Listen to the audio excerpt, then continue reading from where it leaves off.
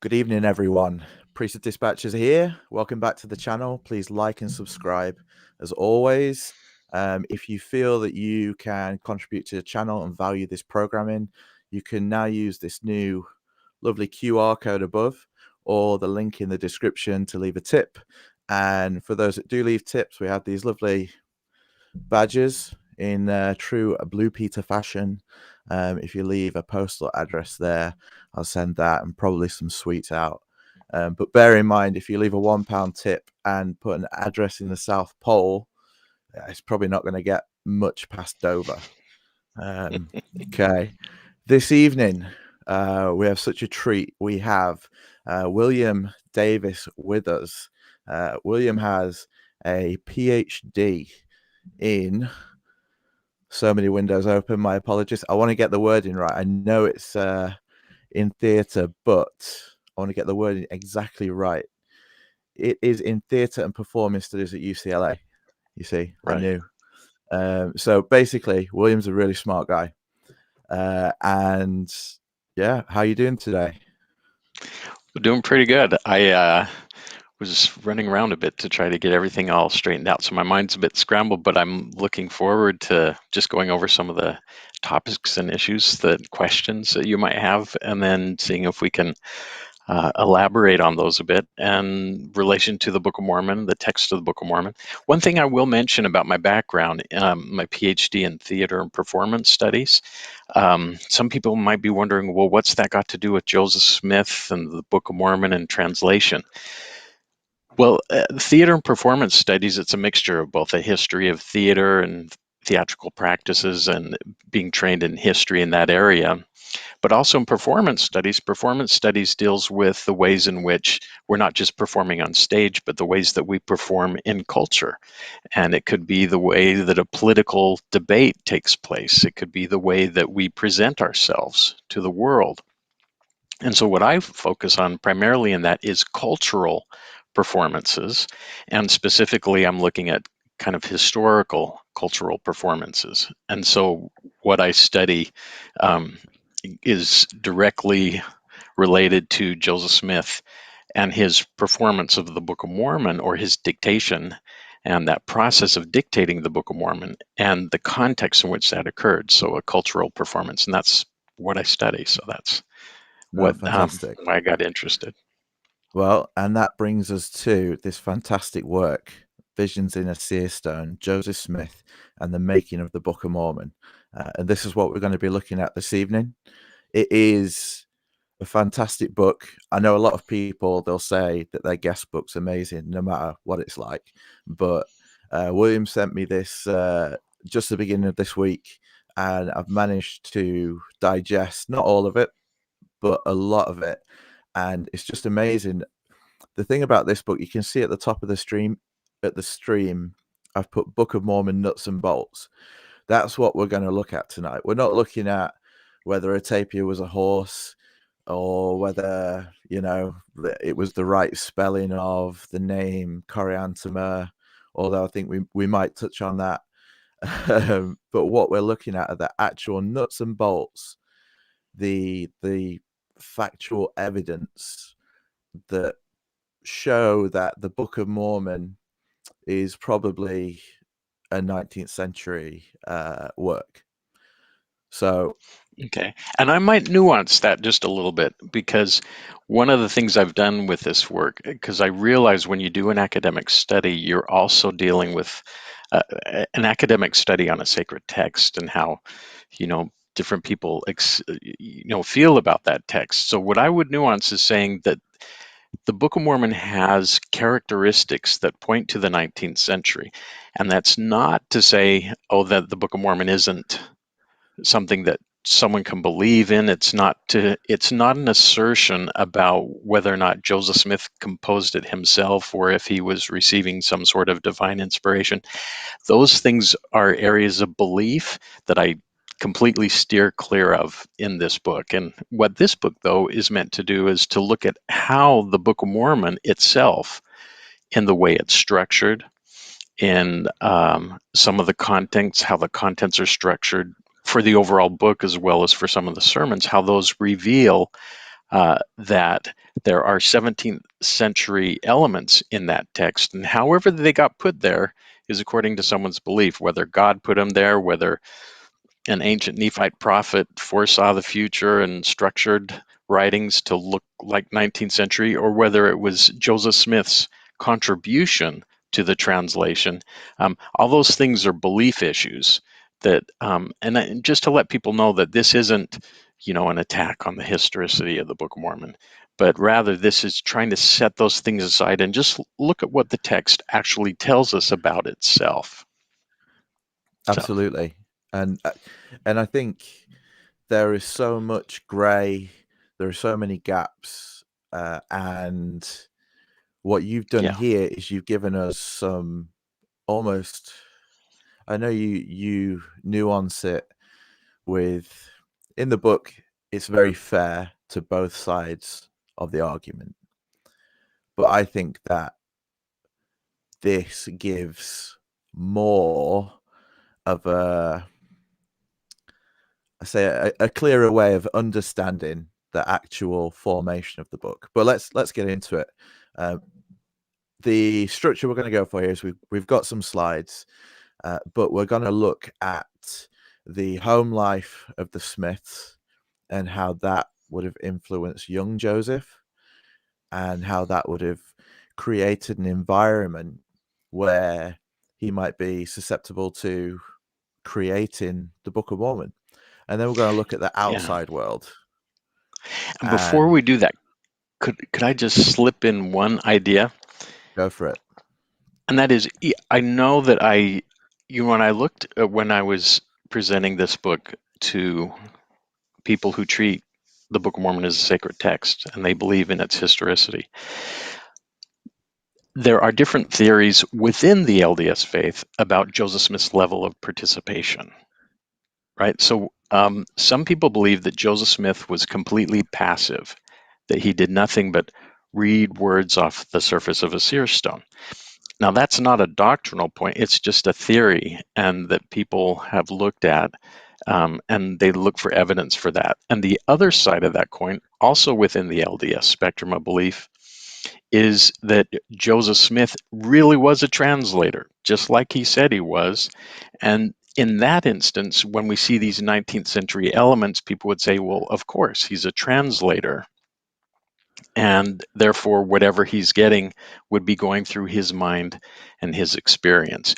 Now, in the book, I give equal weight to everybody. I don't go into detail about which of those theories I think is better or less better. But I will say here that the idea that Joseph Smith participated in that process of constructing the Book of Mormon, and whether or not it's because he was the translator or people who believe that he simply composed it by himself, the idea that Joseph Smith was involved, in my opinion, contains much, much stronger evidence than the idea that he was simply reading words off a stone. Yeah. So I'll plug that in and then I'll go back to you. I just want to be clear, because I'm trying to give everybody equal weight in this first publication, but I also want to be clear that the reading words off a stone does not, in my view, carry as much weight given the evidence that we have. Yeah. Well, let's look at some of that evidence now. So in the Smith home, I think this week we've had some talks from Radio Free Mormon speaking to people about Western esotericism, the kind of folk magic that was going on in the area. But I will hand over to you, Bill, to take us through. Okay.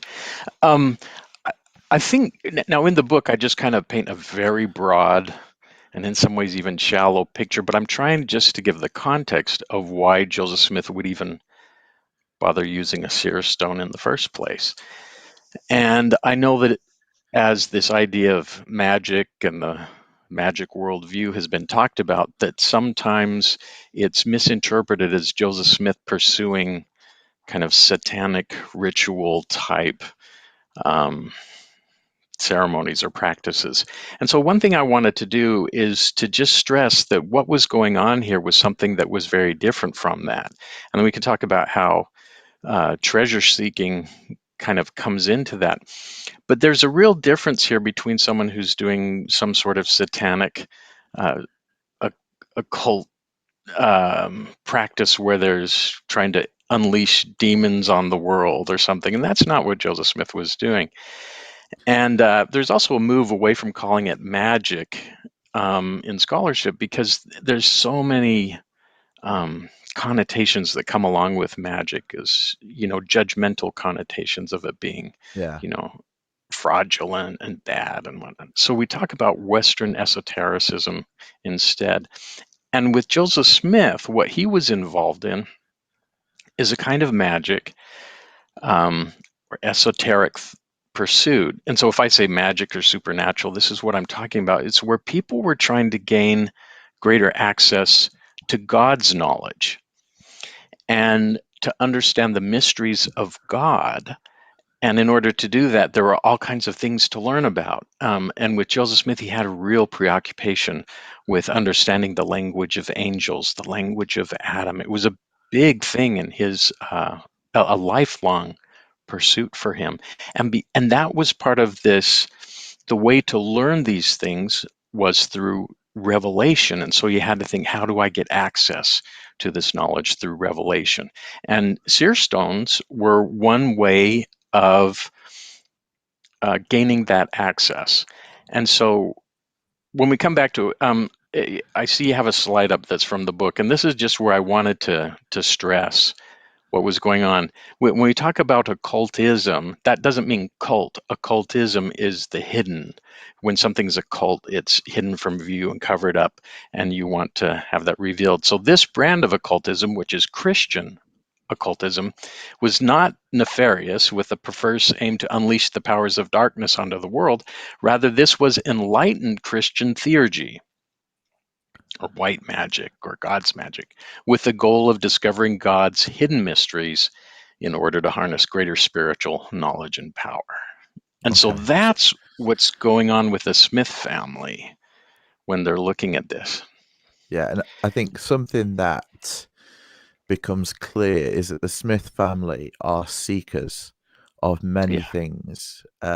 They were, as you see here, they were seeking access to God's power, but here's just some of the imagery that goes with those things at the time, Yeah. and to 21st century eyes, that seems a little hokey.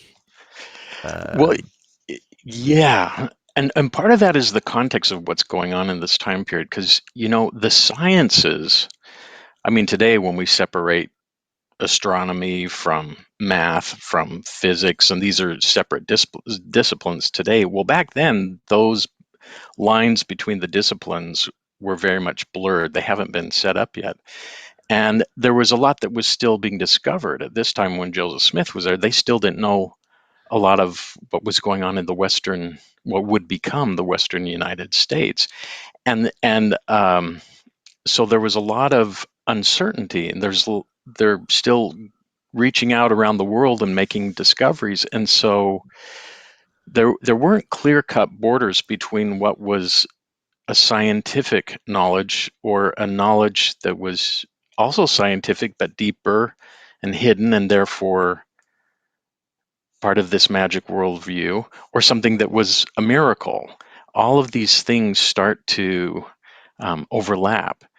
And so for some of the people who were doing legitimate scientific inquiry or mathematics, such as the polymath, John Dee, who lived at the time of Shakespeare, he was this brilliant mathematician, but he was also looking in seer stones and trying in order to gain knowledge about angels. So anyway, these images come from a book that was published in 1925 called The Astrologer of the 19th Century. It was for one of these groups that was in London. And I thought I would show these because these also give the focus. In the center, you see where it says magic ceremonies. Yeah. And down at the bottom, I put the caption in here so that we could kind of see the difference between someone who's just involved in satanic pursuits versus theurgy, which is the godly magic. And down here at the bottom, it says, such were the mystic rites, ceremonies, and incantations used by the ancient theurgists to burst asunder the bonds of natural order and to obtain an awful discourse or an awe-inspiring communication with the world of spirits. And so that's what was going on. They were trying to speak with angels. They were trying to learn the tongue of angels. They were trying to learn the Adamic language, because knowing that gave a person power. And that's what they were seeking for, is this divine knowledge and power. And I just tossed this picture in there because the Urim and Thummim also figured prominently in how they would gain access to this knowledge. And so in the center there, where it says tetragrammaton, in the center there might be a crystal, or it might just be a plate of metal that was polished up, and in this case, they wouldn't try to darken the light. They would try to have it kind of bright, and then they would just stare at it, almost maybe self-hypnosis perhaps in a way, in Wow. order to try to see images. And then the Urim and Thummim would tell them what was going on in the past, what's going on today, or what's going on in the future. And it's the same function that we see like in the scriptures about, the Urim and Thummim, or the interpreters could also give that kind of power.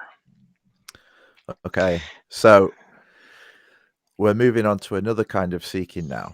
So we've established that it wasn't strange, this magic thing, or as strange as it seems today, and that use of seer stones, things like divining rods, were commonplace in the culture. But something else that was commonplace in the culture, especially for those who wanted to better themselves maybe a little bit quicker than farming did or other business ventures, was treasure digging, and awesome stories of Captain Kidd's treasure and other treasure buried by the natives in these the mound builders and different things. Yeah, and this was a picture. John Quidor, he made this, and I'm blanking. It's a very famous author at the time, but he had written a short story about the money diggers, and this was an illustration for that story. And but what was happening is when people gained this knowledge and this insight, there was an idea that, well, if we can see things beyond normal sight, this kind of gifted second sight, then that would allow us to see more things. John Dee, going back to him, he even at one point, because of his own financial constraints, even tried to use this power with his seer. He wasn't the scryer. His scryer was Edmund Kelly, and he had Edmund try to see, can you find any treasure for us, because the purses are tight and we need some help. And we see something similar to that, like that happening with the Smith family. And we don't have the historical documentation to pinpoint precisely when things happen, but I'm guessing that when Joseph Smith Sr., before they had moved to New York, and he had gotten involved in wanting to send some ginseng, and he had invested what I believe was $3,000 into this ginseng product, and then he got taken, and it really just bankrupted the family. Yeah. And that's around the time when it seems that he was getting also involved with using a divining rod, and it seems that that's when there was, if not the beginning of the interest, certainly a ramping up of interest, because all of a sudden there's this deep desperation, and a lot of people felt that at that time. At this time period, you were either lucky or you weren't, and you might prosper or you won't, and it could be a very desperate time for people, and that's what happened to the Smith family. They essentially went bankrupt, and there was a terrible. So I think that's when this sort of focus on the money treasure digging started to come into it as well. Yeah. So here we have some of the, I guess, artifacts from the Smith family or Joseph himself. Yeah, I mean, when we hear about the Smith family involved in magical practice, I mean, it used to be you didn't hear anything about it. And then we're kind of more aware now that Joseph Smith used a seer stone in the translation of Book of Mormon, but there were other objects that appeared in the family. These pages, I just tossed this together because in our earlier conversations, you had mentioned the Jupiter Talisman. And this is an example of, there was a book by Francis Barrett called the Magus, or the Celestial Intelligencer. And this came out in 1801. It was a really popular book for what it was. It wasn't just his own writings, though. He was actually um, copying the writings of earlier mystics and earlier people. So he'd go into, like, Agrippa. He would copy portions of Agrippa, but he just kind of organized it all together, kind of a Reader's Digest version of several different authors. But in this, Mike Quinn, in his research, he had shown where the Joseph Smith's Jupiter Talisman could be traced because of some of the designs. I tried to put some circles around them, about how you were supposed to create these Jupiter talismans. And so there was a unique twist in the way one of these lines was broken on a Jupiter talisman that only appeared in Francis Barrett's book, but that same mistake also appeared on Joseph Smith's talisman. So Ah, it yes. suggests, it's not absolute proof, but it does suggest that Joseph Smith had exposure at least to this particular book, and Yeah. that And that influenced them. it would show that he wasn't totally uneducated, as we'll get onto, and that he was Yeah. able to pull things from his surroundings and kind of Yeah. use them later. So again, some of the other is that the dagger of Mars in the top left there, Yeah, and that's the dagger. When you look at historical references, it seems like it might have been Joseph Smith Sr.'s. I think one of the neighbors in Palmyra or Manchester had mentioned the father using a dagger to draw magic circles. And so that might have been Joseph Smith Sr.'s dagger. These objects are not, the central part of my study, um, but they're certainly part of the fun. Over here, we have some of the layman's or magic parchments, and layman's were often used for different types of blessings. You might find those actually stuffed in the the eaves of a house or above the threshold as a way of kind of blessing the house. And then, of okay, course, in the center, we have the seer stone, and these are just pictures that the church provided the of what that famous looks seer like. stone. Okay, Yeah. now I think this is one in the chat that Robert's been pointing out already about education. And growing up in the church, I was always led to believe, not I'm sure as most people were led to believe, that Joseph Smith was almost a blank slate when the first vision happened, that there was no pre-existing prejudices, no pre-existing kind of um, uh, set ways about the world. The Lord could mold him. Mhm. So yeah, early education. Yeah. I'll, So what I did, and I didn't go into the book in great detail on this, but I have with some of my other writings, and there's still a lot more to be said. I talked about this more in my dissertation, also in an essay that I did for dialogue on Joseph Smith's formal and informal education. And one thing that seems to be a sticking point for some folks is the idea that Joseph wasn't as illiterate as people want him to be. And um, when we look back at the historical record, what happens is we have a lot of gaps, especially before the Book of Mormon came into being. And because there's so many gaps in the historical record that make reference specific to Joseph Smith's education, people will just kind of pick those little places where it's mentioned and then assume that that's the only time he ever received education. And then if there's a gap or there's a silence in the historical record, you'll find some people will say, well, you can't prove that he went to school, so Yeah, and what happens is that's not good historical research.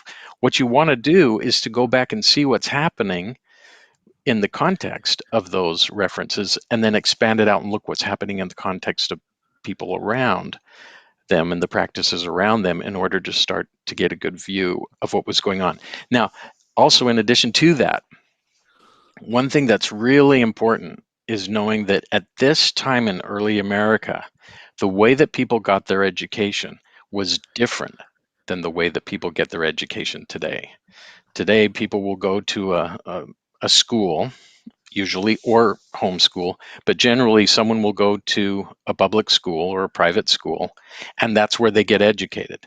And the only time there's some education at home is if the parent decides to help someone with homework, or if a parent helped someone to learn how to read when they were, 3 or 4 years old before they went to kindergarten.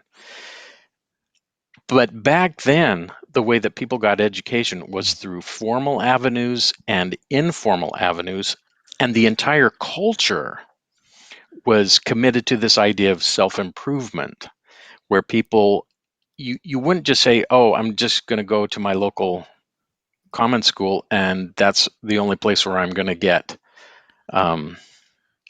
educated, and that's the only avenue. So when we look at the historical record and we look at what's going on in the Smith family, they're participating in the full range of educational opportunities. So like on this slide, I have where it says the evening circle. That was domestic education. And that's not the same thing as homeschooling. Domestic education was education that took place at home that was supposed to be in conjunction with what was going on in common schools. And a lot of times with domestic education, it was the parents who would be the first ones who would actually start to teach their kids the alphabet and how to read. And then they were also, even before they could read and write, they would be teaching them things like the Westminster Catechism, the call and response about doctrines, the Apostles' Creed, the Ten Commandments, and even memorizing short scriptures. And these are kids who are 4, 3, 4, 5 years old, where they would Wow. start this process. And so we do have historical references to the Smith family having school at home, and also where they use the Bible as their text. Then you have formal education, and that, of course, is the common schools. And when we look at that, and that's usually the only thing people look at when they're trying to figure out how educated Joseph Smith was.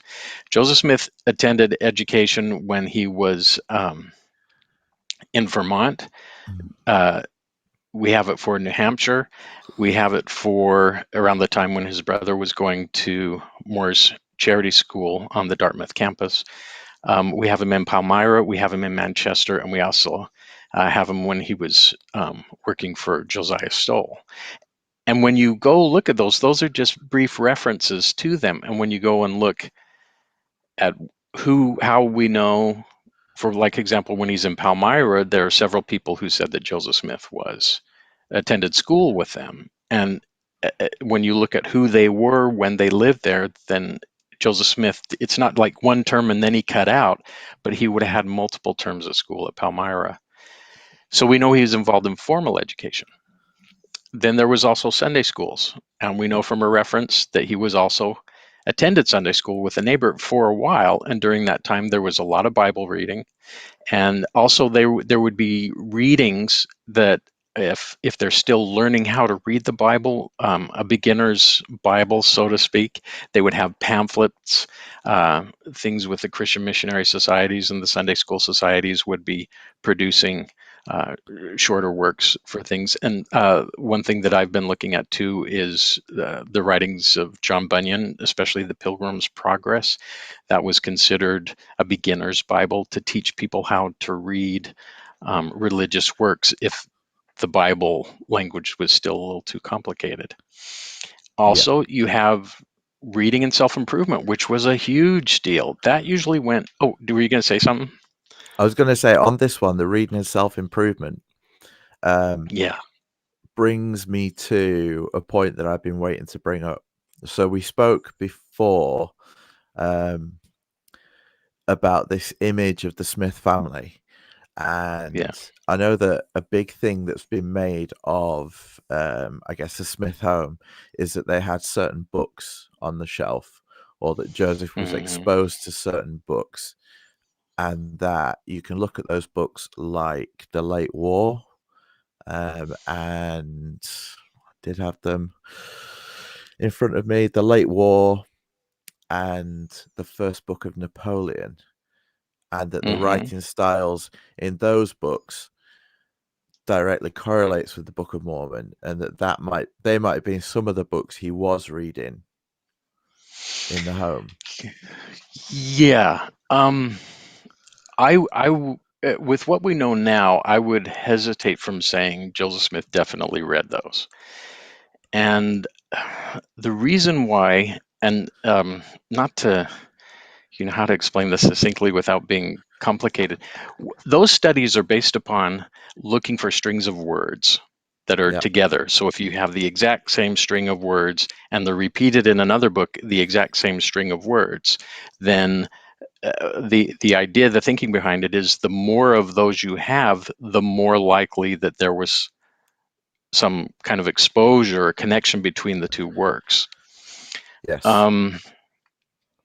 And so with the work that's been done on the late war, for example, it has a lot of similarities in a lot of these strings of words. They call them engrams.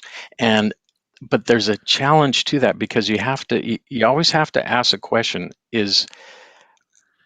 does this necessarily mean one was dependent on the other, or were they both dependent on yet an earlier source that they both shared in common, the Bible, for example? And so in order to start demonstrating that kind of dependence, the studies I've seen need further work. And one of them is you need to start isolating, for example, and you have to address that problem of dependence. Like if these strings that are shared between the Late War and the Book of Mormon also appear in the Bible, then the source could have been the Bible, and the two might not have been even related to each other at all. And the other issue that I have is that when you're doing those studies, it's kind of a global comparison. You're comparing this whole book, and it's completely stripped of context. And I know that some of the stylometry, they call them, the word print studies, intentionally try to strip it of context and look at non-contextual words. But I just say that all of those studies, we haven't arrived yet. There's more that needs to be done in order to start supporting the types of claims that are coming from those studies. Okay. Does that help? Did I just make it No. more confusing or more questions? No. I think as we go through this presentation, it will make sense. I know that Yeah. Robert's speaking about Joseph Smith's grandfather's book. Hmm. Are you aware of that? Yeah, it's a pamphlet where he basically told his life story, and eventually how he came to God. And the thing, uh, I'm almost certain that he would have known about his grandfather's book. Um, I mean, how could you not? I mean, he's Well, yeah. grandpa's published a book. But something that's in that comes around to education is he does point out in there how important it is for education in the family. And then we also have to think about Joseph's grandmother, Lydia Mac, or she was a school teacher, Lydia, and Joseph Smith's father had been a school teacher. And there's something I just want to mention in detail, because some people have criticized me because I called Joseph Smith Sr. a school teacher. And so I'm going to point something out, and this is coming out in a publication a little bit later anyway. But when Joseph Smith's younger brother, William, was talking about his father, he mentions that Joseph Smith Sr. was a school teacher, and in the chronology of what he's talking about, the events of the life, he's saying he was a school teacher before he got married to Lucy Mack Smith. And so people think that Joseph Smith Sr.'s only experience as a school teacher was after they were married and in Vermont. But William's statement is very intriguing because it suggests that Joseph Smith Sr. became a teacher right after he got out of common school. And that was completely in line with what was going on in the day. You could have 16, 17, 18-year-olds out teaching schools elsewhere. And so he may have had a lot more training as a teacher than we tend to think he did. And so this is the kind of household that Joseph Smith was growing up in, where he had a grandmother as a school teacher, he had a father who was a school teacher, and his mother was deeply involved in their education as well. She, had also been trained by Lydia. To be honest with you, I'm starting to think that at the age of 14, Joseph Smith was probably far more educated than I was at the age of 14, according to the teachings of the day, if you know what I mean. Obviously, there'd been lots of advances, but with all Yeah. the home learning that he was doing and different things, he seems like he was, I go to school for several hours a day, true, but then I come home and avoid doing any homework as much as possible, rot my brain with Neighbours and Home and Away, which is you probably don't have them, and they're like soap operas, and you go back to school begrudgingly, but it seems like there was that thirst for knowledge constantly. Yeah, and it went back long before Smith's day. I mean, you can look even back to the writings of Benjamin Franklin, and he talks about how he put together this literary society in which people of every level of society were gathering together in this group to learn more, about what was happening in the world, the latest scientific discoveries. And that's another thing that's going on when we talk about reading and self-improvement. We also, the local bookstore owner described Joseph Smith as coming in, and he said he read comprehensively. And then he goes on to criticize him, saying some of them were just, Billy the Kid treasure seeking type stuff, but that he would also start debating people about new and fresh ideas about biblical interpretations. But that word is critical. He says he was reading comprehensively. And what that means for that time period is that he was reading everything he could get his hands on. He was reading every single different topic in the store. He wasn't just looking at these little items. And I know that other people will come back and say, well, his mom said he couldn't stand reading at all. But you have to stop and think, where's his mom? If was she following him around every time he went into town?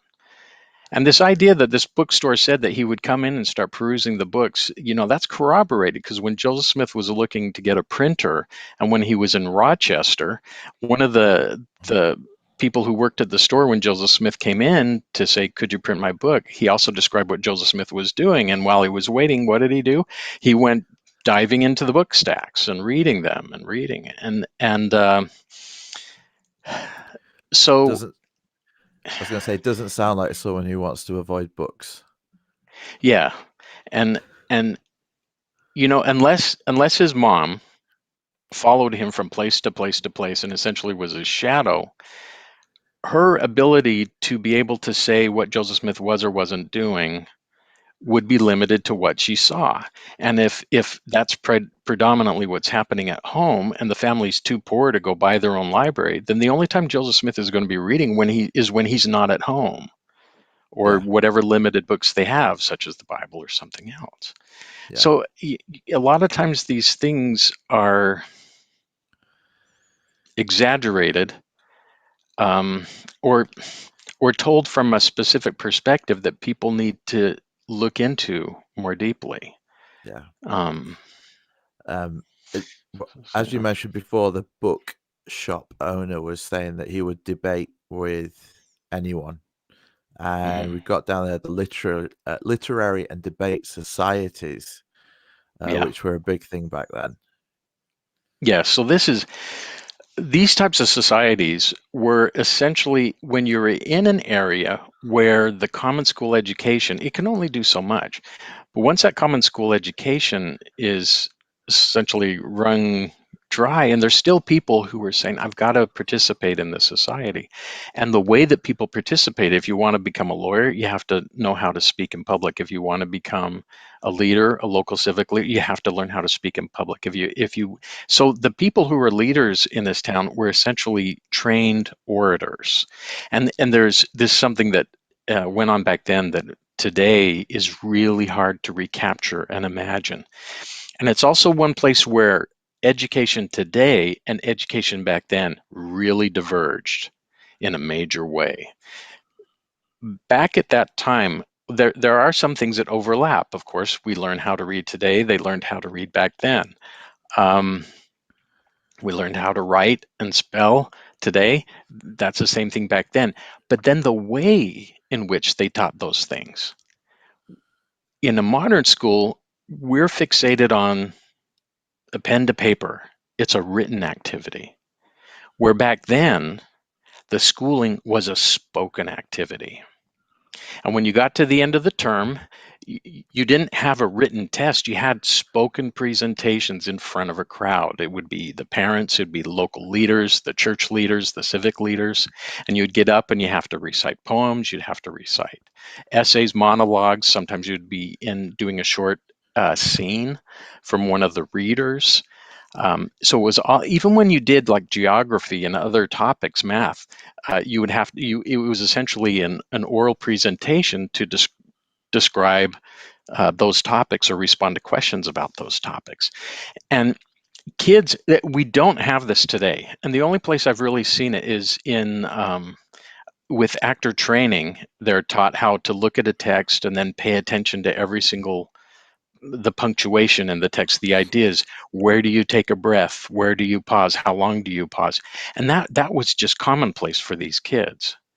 Yeah. So, I mean, they were little trained orators all over the place. And even as children, small children, they could listen to someone give a 4th of July speech, for example, and they could critique it by saying, oh, his pauses were bad, or oh, he didn't, what they would say, mind your points, meaning paying attention to the punctuation. Wow. Because after a period, for example, which they call the full stop, you were Yep. supposed to take a pause for X amount of breaths. A comma was shorter, and a semicolon was kind of in between the two. And then you also had to focus on enunciation so that you were clear. You had to focus on rhythm. So you had to focus on not being monotone. Where do they teach that in modern schools? You know, they don't. Yes. And Well, no. and so this kind of speaking was second nature to these kids growing up. So when you come into a storytelling culture and an educational setting where they're learning this in order to get up and be a lawyer and speak to a courtroom, or to get up and give a speech for their agricultural society or for the local town meeting, this is how you did it. This is how you became a leader and how you persuaded. This is how you got ahead in the world. Okay. And so that's what they were trained in. Oh, can we go back? Can we go back? Yeah. Sorry. It's okay. So Joseph Smith, we also have historical references to him participating in a juvenile debate society in Palmyra. And when people hear that, we don't always know, well, what exactly is going on in a juvenile debate society? And so what would happen? Was it like Facebook of the day? Instead of keyboard Not warriors? really. No? Yeah, not. I mean, I suppose there could be something, but what they would do is, okay, say you've got 8 participants in the Juvenile Debate Society. So what they would do is every week you'd kind of have an agenda and an outline of what was going on. So someone might come in and they say, oh, I wrote this poem this last week. And so there'd be moments where people could do individual presentations, or someone might say, I memorized this speech, this oration from one of the great Greek orators. And so they would deliver it. And so it'd be like a little performance for everybody else. And then people might talk about it, or to give them feedback on what that was. They would write essays on particular topics, and then they would read the essay to the rest of their friends and get feedback for it. But then the debate societies, what they would do is they would have a topic, and it could be a topic that was kind of common around this time is they would debate, Jesus Christ. Did he need to perform miracles in order to prove his divinity, or are the miracles unnecessary? And so and that was a topic they were debating in these little debate societies clear up to some of the universities at Harvard and Yale. And so what they would do, though, is they would take these 8 students and they'd split into 2 groups, for and against the idea, and then they would take turns presenting their argument for that side. Now, what they would do in the debate societies, though, is they'd give out the topic one week, and so that people had a whole week to go scramble out and look around, maybe someone's library, a friend's library, the Okay. bookstores, a local, and they would read about that topic in order to be prepared, so they'd come back and debate. And then usually you'd have, ideally you would have an odd number of people, because someone would have to be the judge, and after the people debated back and forth, then the judge would decide. Here's Yes. another thing about the juvenile debate societies. If you're going to participate in one of those, you had to show up, because if you're given a topic and you have a team, you're committed to be part of that team. And so that gives us that's part of the hint that lets us know that Joseph Smith didn't just kind of wander in and say a few things and then wander off and was gone for 5 weeks. They would have kicked him out and he wouldn't have been able to participate. Okay. So that suggests that he was in sustained Attendance. practice and attendance. Yeah. And the fact that he even joined up shows that when people say he wasn't interested in education, he just wanted to go fishing instead, that he wouldn't have participated in juvenile debate society if that were the case, because that was totally voluntary. No one forced you to Yes. do that. No, and I So, think what we're doing is we're building a character, of someone who genuinely believes in second sight, and that there are physical things in this world that can assist in connecting with the divine. Someone yeah. who was educated both at home, formally, and in the culture around, and had a thirst for knowledge. Someone who family basically had a lot of bad luck. As Yeah. Robert said, they were downwardly mobile in the Mm. kind of class system of the day, and were always looking at how they could, get back up to where they felt they belonged. So if he was Yeah. going to find anything in the ground, it was always going to be made of gold, in my opinion. Mm.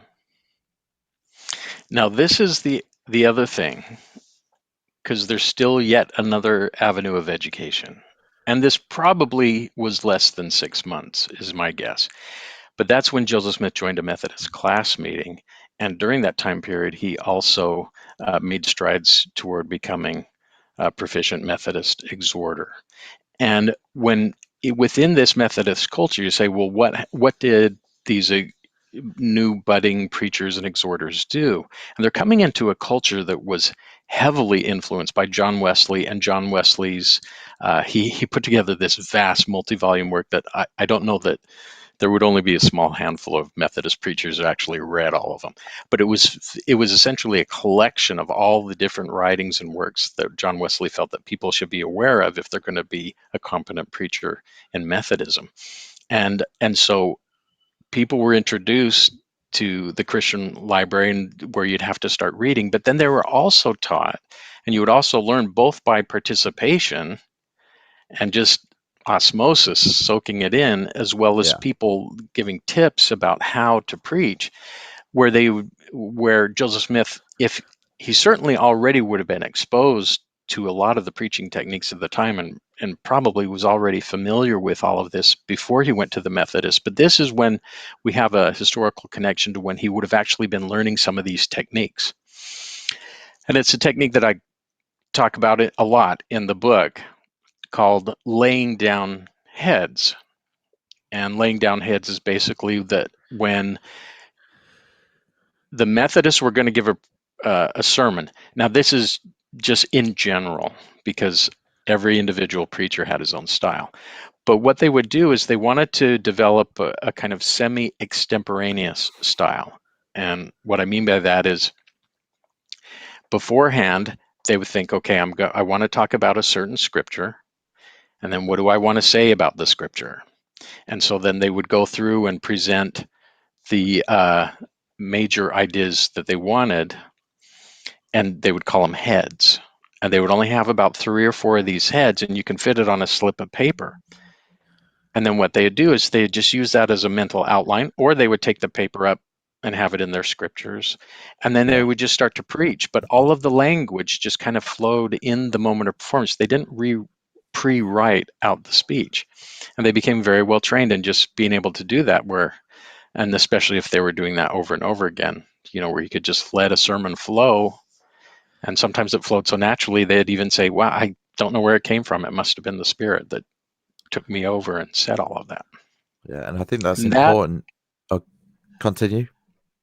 Yeah, I was saying, and that is related to when we're coming around to the Book of Mormon, because when I study the text of the Book of Mormon, I look at it, it constantly has indications of the structuring of the Book of Mormon, and the language of the Book of Mormon is regularly revealing characteristics that point back to this type of semi-extemporaneous mode of production.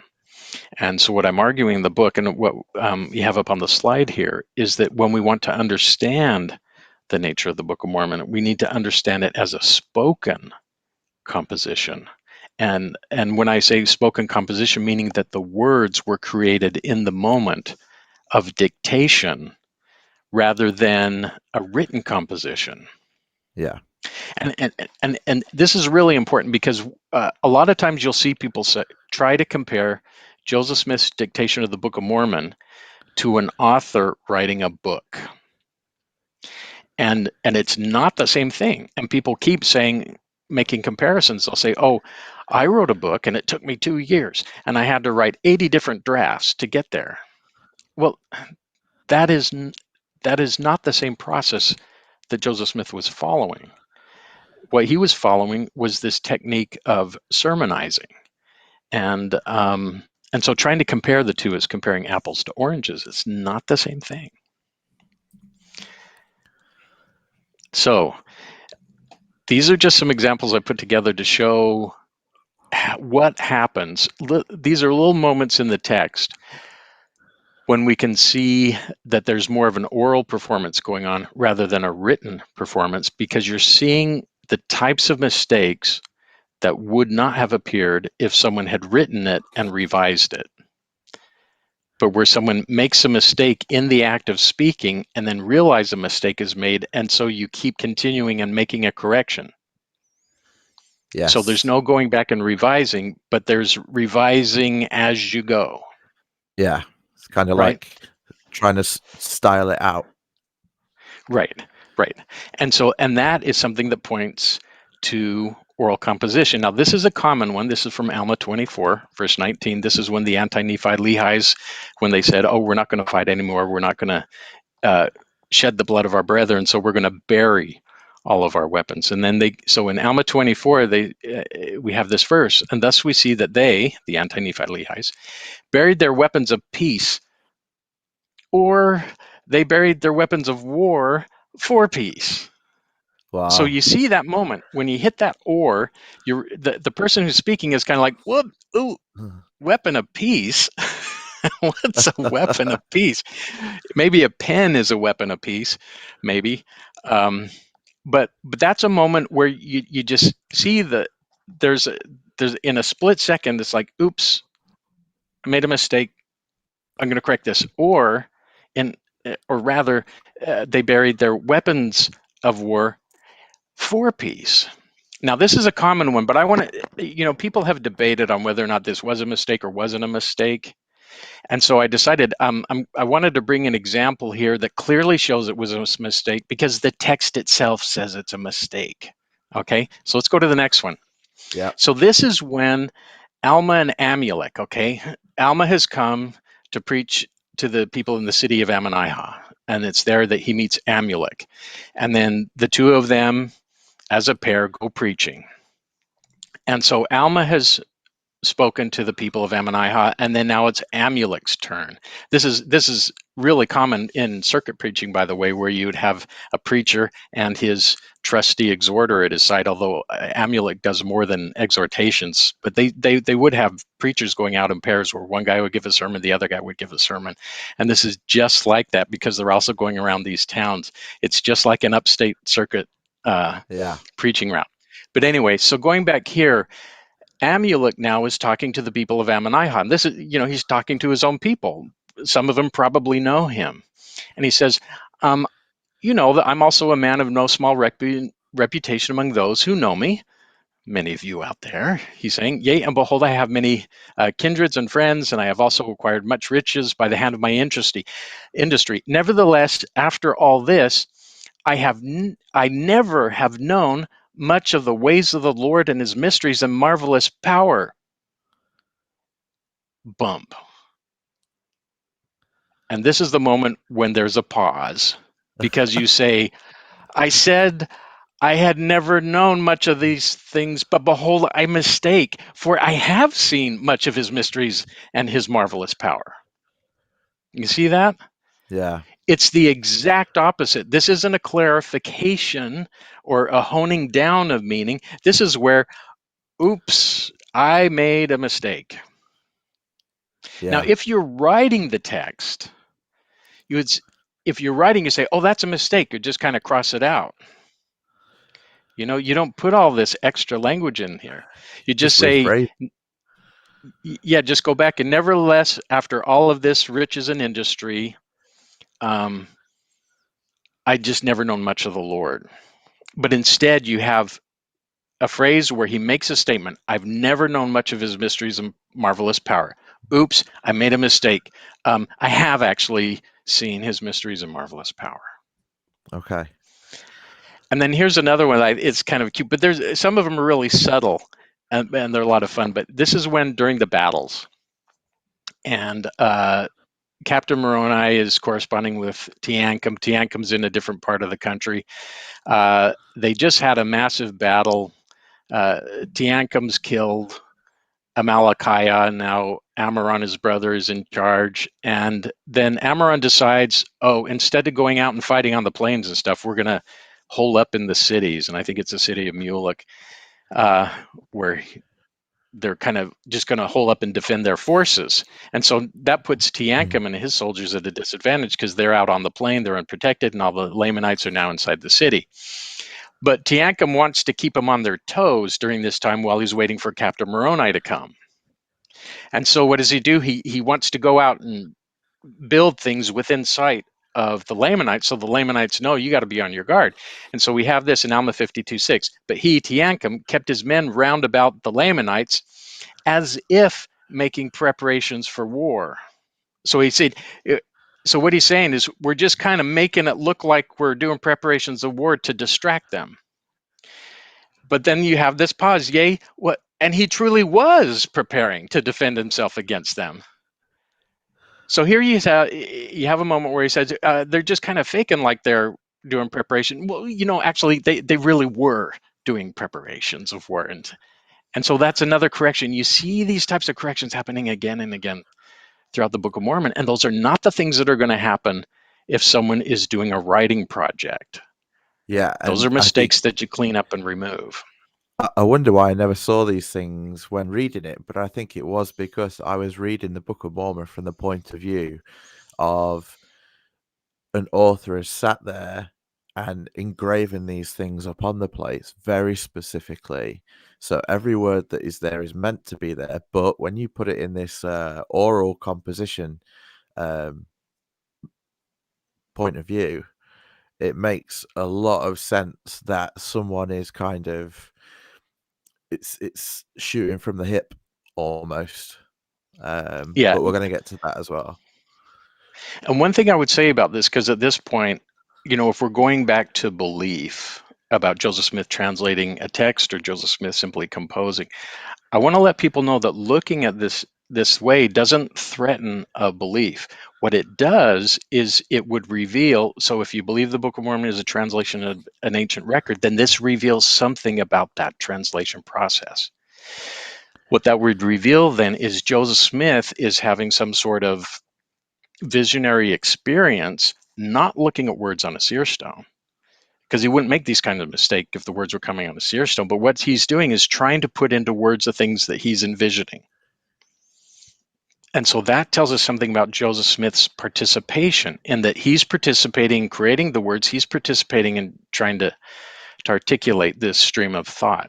And then, of course, the people who feel that he composed it himself, then that's evidence of composing the words in the moment of performance. While in the back of the mind, he has a direction of where the story's going, and he realizes he's gone off track just a little bit, and so he's pulling it back on. Yeah. Okay. So Now, something that I guess we're going to get to, but here you've got the two. You got oral composition, which is made up. Not, I shouldn't use that. Which is on the spot. yeah. But we're going to get to the semi-extemporaneous, which is what Joseph Smith falls under, and that is has a plan, has a skeleton, and these heads, as you say, which we're going to look at now, and he kind of fills in the gaps and the details as the dictation goes along. Okay. Yeah, so this talks about people who are doing semi-extemporaneous oral composition in general. So not necessarily preaching and sermons, because that also is under the constraints of a certain type of sermon pattern called the doctrine and use pattern. But in general, what happens is someone premeditates on ideas. They spend a lot of time thinking about it. Say, how do I want this story to go? How do I want this sermon to go? How do I want this letter to go? And then as they go along, then they'll write down a key phrase that is a memory cue to remind them of what they wanted to talk about for a certain section or passage. And those are called heads. That was the terminology they used for them. And then they would just kind of organize them. After you write down, I've got 3 or 4 or 5 ideas, then you just organize them into a logical sequence or a cohesive sequence that you can kind of remember. And with that short outline, and you might revise it and change things. This is so it's not stuck. And then once it's in a kind of a final form, you have this short little outline.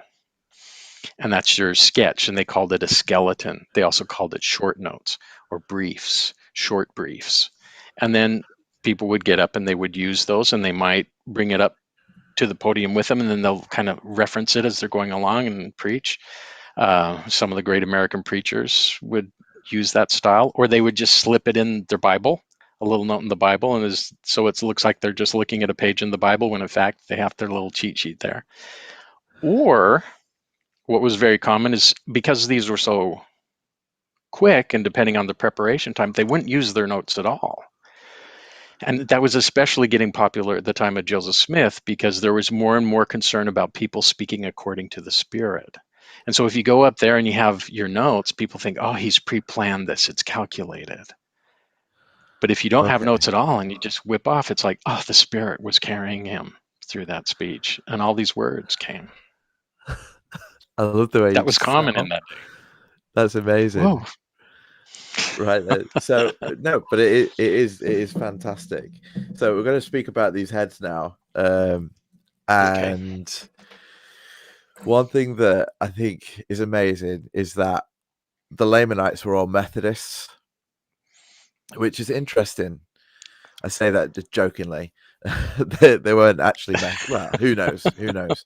But if you look on the screen now, okay, we've got this here. This is an image of a Methodist camp meeting, and to me, that shows a construction, a small tower with the sermon or the minister giving a sermon from it, and that there were tents pitched round about, all facing the tower, so that they could all hear this sermon and this meeting over however many days. I don't know where I've seen that before. but I'm sure I've seen that before. King Possibly. Benjamin. Yeah, no, absolutely, yeah. I think I've got a picture that the church like to put together. Oh, Yeah, it's King Benjamin. He's got this tower, and all of the tents are pitched just like that one, looking right at him. yeah. This Uh, particular picture, I stumbled across the book that had it, but I'm not the first one to use that image. okay, Um, there are some other people.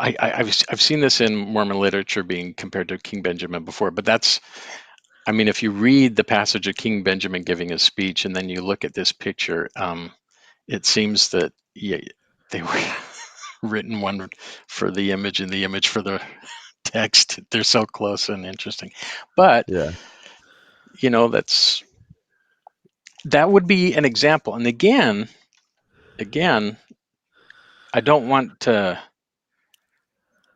We want to say that if Joseph Smith is a translator and he's participating in that process as an active translator, then again, he's going to be speaking and trying to articulate what's happening on the gold plates through his experience attending camp meetings in his own life.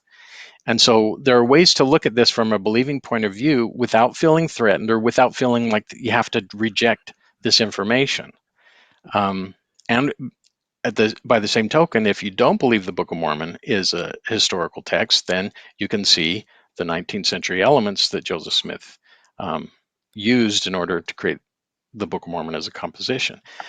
But again, that's a belief thing, and so I steer clear of that. yeah. But one thing that I think is amazing is the fact that these laying down the heads is actually mentioned in your book, Yeah, but in the Book yeah, of Mormon in the Book of by Mormon. Jacob when speaking about advice given by Nephi. hmm Uh, that slide might be in there somewhere, but it might be hard to find. But if you I'll explain and I'll have a look. okay. Now, it's in Jake. Oh, no. Now I'm not looking at my slides the way I should, but because I should be able to get to this. Jacob is explicit about this technique, using 19th century terminology in order to describe this same process. So when we talk about what do Here we we go. think about this? Oh, do Here you we have go. it? Jacob 1. Okay. So Jacob 1. Now, this is Jacob, and he's coming and he's saying, okay, Nephi, this mantle of authority has now come on to my shoulders. And so now, and he also gave me advice on how to go about leading the Nephite people. And he says he gave me a commandment that I should write upon the plates a few of those things which I consider to be most precious. And he said, now, if there were preaching, which was sacred, or revelation, which was great, or prophesying, that I should engraven the heads of them upon these plates and touch upon them or expand upon it. It's just like modern English, as Yep. much as it were possible for Christ's sake and for the sake of our people. So when we think about how the Book of Mormon was constructed, we don't have to theorize about it because the text tells us. And we'll go into, and I want to go into a little more detail about this too, because some people have read this and not quite grasped what I was saying here, and I take responsibility for not being clear. But so maybe this will chance to be a little bit clearer. First of all, when you say engraven the heads of them, now the heads, why do they call it heads instead of or it's the same origin of heading, and then this is also the same. The origin of that word is. Capitulum in Latin, and it's also the same. That's the same origin of the word chapter, which got to us through the French, and that is ultimately coming from the Greek. And what they did is and this goes way, way, way, way back. So when you get back to some of the early, like 4th, even 5th century BCE Greek texts, Yes. you would have, okay, so that you've got your little manuscript, your parchment or whatever. And they were the earliest ones appear to be in law books. So when you're going from one law to another law, everything was smeared together, and there's no quick way to reference. Where's that law against not sacrificing goats on the third Sunday of the month? And so they didn't have some way to find that. So what they would do is, whenever you got to a new law, they would punch the language out just a little bit into the margin. So the margin was slightly different. So every time you saw that little bump coming out, Yes. you knew that was the new beginning of a new topic. And that's what they call the head. And that's the Okay. origin. Now, it eventually developed over time. So pretty soon, instead of just being a change in the margin, then you start going down the centuries, and then pretty soon it was a summary statement, a single summary statement. And then you go further down into the history, and then you'll find where they're using it for an index. Pliny, I think, is one of the fantastic examples, because he wrote these multi-volume work about the natural sciences and whatnot. And the first volume is nothing but heads. It's essentially an index at the front of the book, the first volume, that tells you where everything else is located. Okay. And then as you move even further down in time, all of these things become the headings of chapters. The first time you'll see this in scriptural texts, at least in Christianity, of course, after Christian starts, there was an early heretic, I guess, heretic if you think he was a heretic, Marcion, who Paul's letters made up. He was the first one to form like a tiny early Christian canon. And he would put in headings at the beginning of the letters that not only summarized what was in the letter, but he kind of told people what to focus on, in a way. Just by telling people in his summary, he was suggesting that this is the way you look at and interpret this text in this passage. And that's the earliest we're getting there, where we actually have a series of heads in a scripture. And then that eventually developed. I mean, you're getting clear back to when down into 11th, 12th, 13th centuries in France, when the combination of breaking up into chapters and verses is finally coming together into a Bible.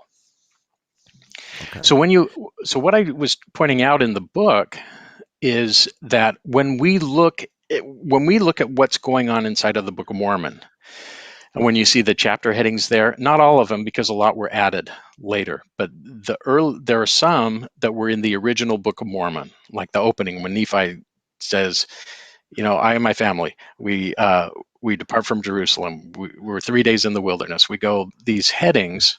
Is that all because of he that, was trying to encompass 116 pages into a chapter so that he could carry on?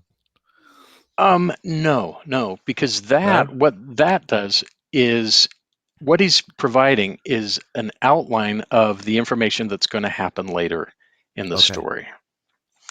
And so each one of those succinct phrases, and sometimes there'll be a full sentence, a short full sentence, sometimes not, just a noun phrase, or 2 or 3 words. And that in the book, and this is what I'm talking about where people make a mistake, that format, that is a printing convention that people in the 19th century found all the time. It was ubiquitous.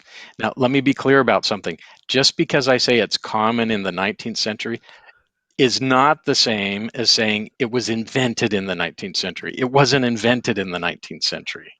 Okay, some people have said that. That's what I'm It was claiming. not invented, but it's an interesting comparison to pull out there. Right. So what's happening in the Book of Mormon, what appears to be happening, is that Joseph Smith is imitating the structure and formatting of a Bible, along with the language, to give it a stamp of authority. Okay. And so when you see something that's written like a Bible and sounds like a Bible, then you kind of think, wow, this is sacred text.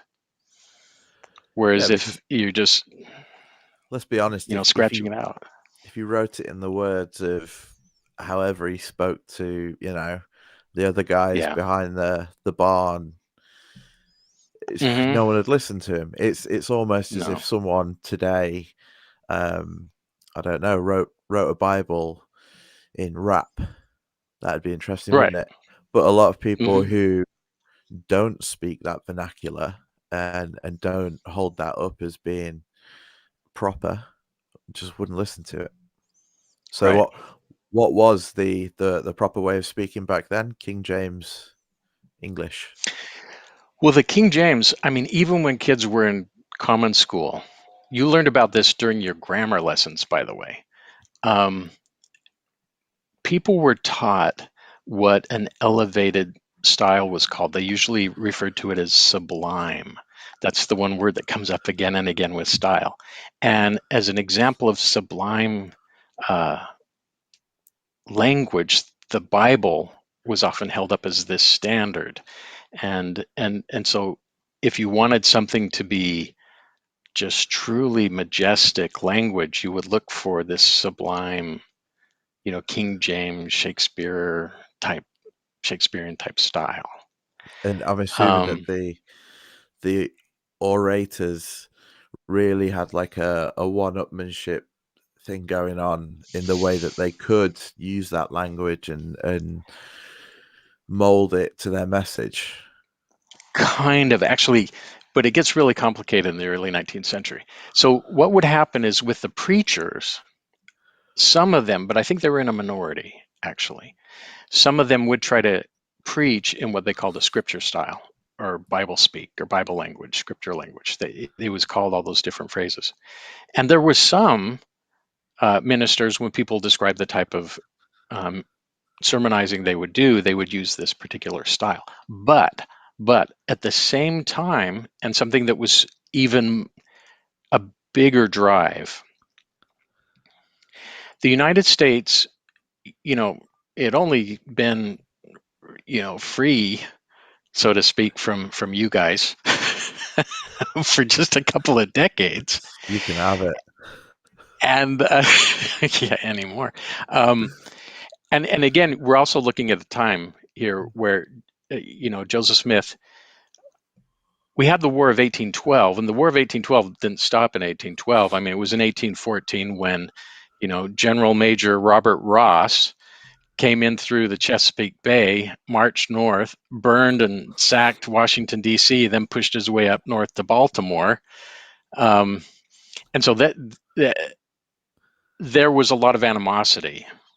And so and in the American kind of psyche, there was a need to disassociate from this heritage of wonderful elocution and rhetoric, of this kind of highfalutin style that was oftentimes shown through this inherited British thought and mindset as being the ideal form of speech. And so a lot of people were deliberately going against that speech, and they were preaching to people in a language that was really common, and it was very shocking, because they're used to these kind of more formally trained, like the guys coming out of Harvard and Yale and some of the uh, places where they were trained. There was still this movement, there's still this tension.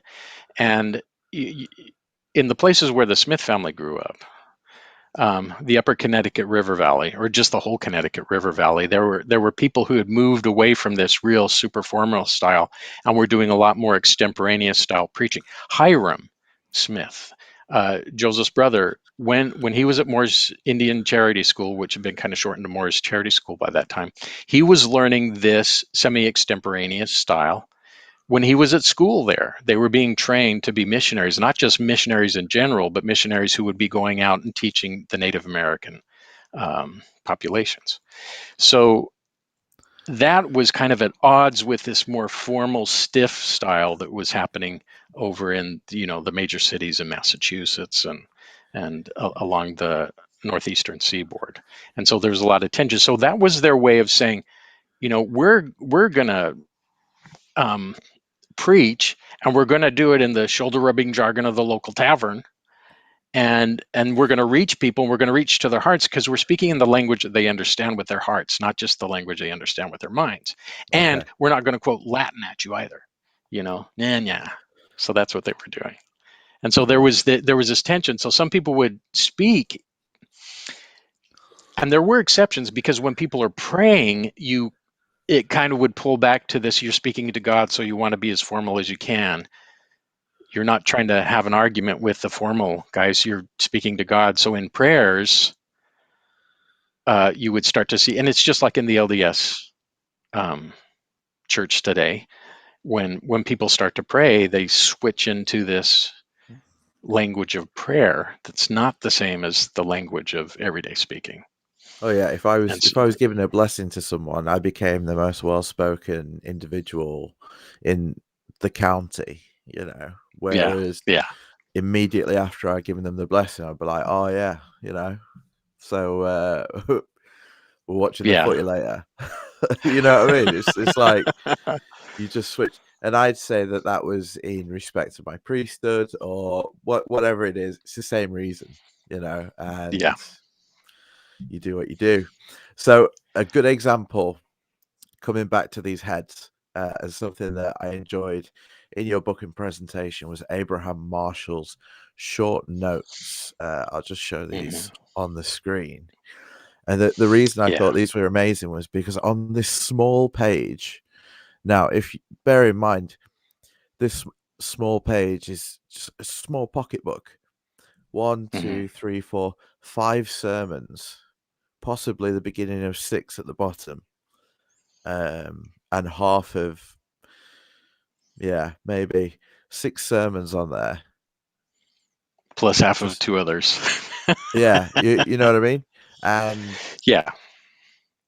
if you So imagine preachers how, would carry around these notebooks, and they would premeditate on sermons, and it's ones they had done before, ones they wanted to do, and usually it was based on a scriptural passage, and then they just give this shortened version of scriptural passage, and then they'd say, I'm going to break it down to so many elements, and each one of those heads might have subheads to them, but then they could have it in this tiny slip of paper, and then they would create these notebooks if they were organized. Some weren't. They're scattered all over the place, but some of them, they would organize them into these small handmade notebooks where you just take some paper that you got at a store, fold it over, sew the binder, and then you put these in. And so you could have a small notebook that you can slip into your coat pocket or something that would carry a year's worth of sermons. And these are sermons yeah, that could last for 1 to 3 hours, depending on how much they wanted to extemporize on it. and I think the important thing there is how much information you can squeeze down onto small pieces of paper. Hmm. We'll look at that in a little while. But here, in one of his sermons, it shows I guess the individual parts Yeah, of what he's looking at there, and that's his whole sermon. right.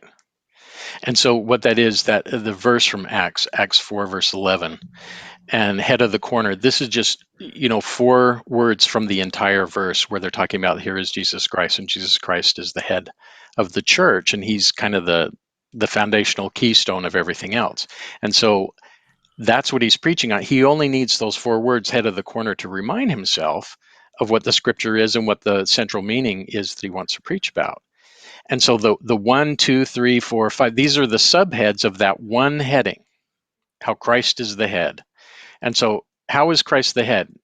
Christ is the head because he's the foundation of the church, foundation of the gospels, foundation of what we learn. Bears all. He bears all of our sins. He's done the atonement. He's done all these things for us. Unites all. He's the one who, through the love of God and in his teachings, he brings us all together into community. Defends all. Strengthens all. Um, all deposited by it. Beautifies all. And etc. And that little ampersand in the sea, and etc.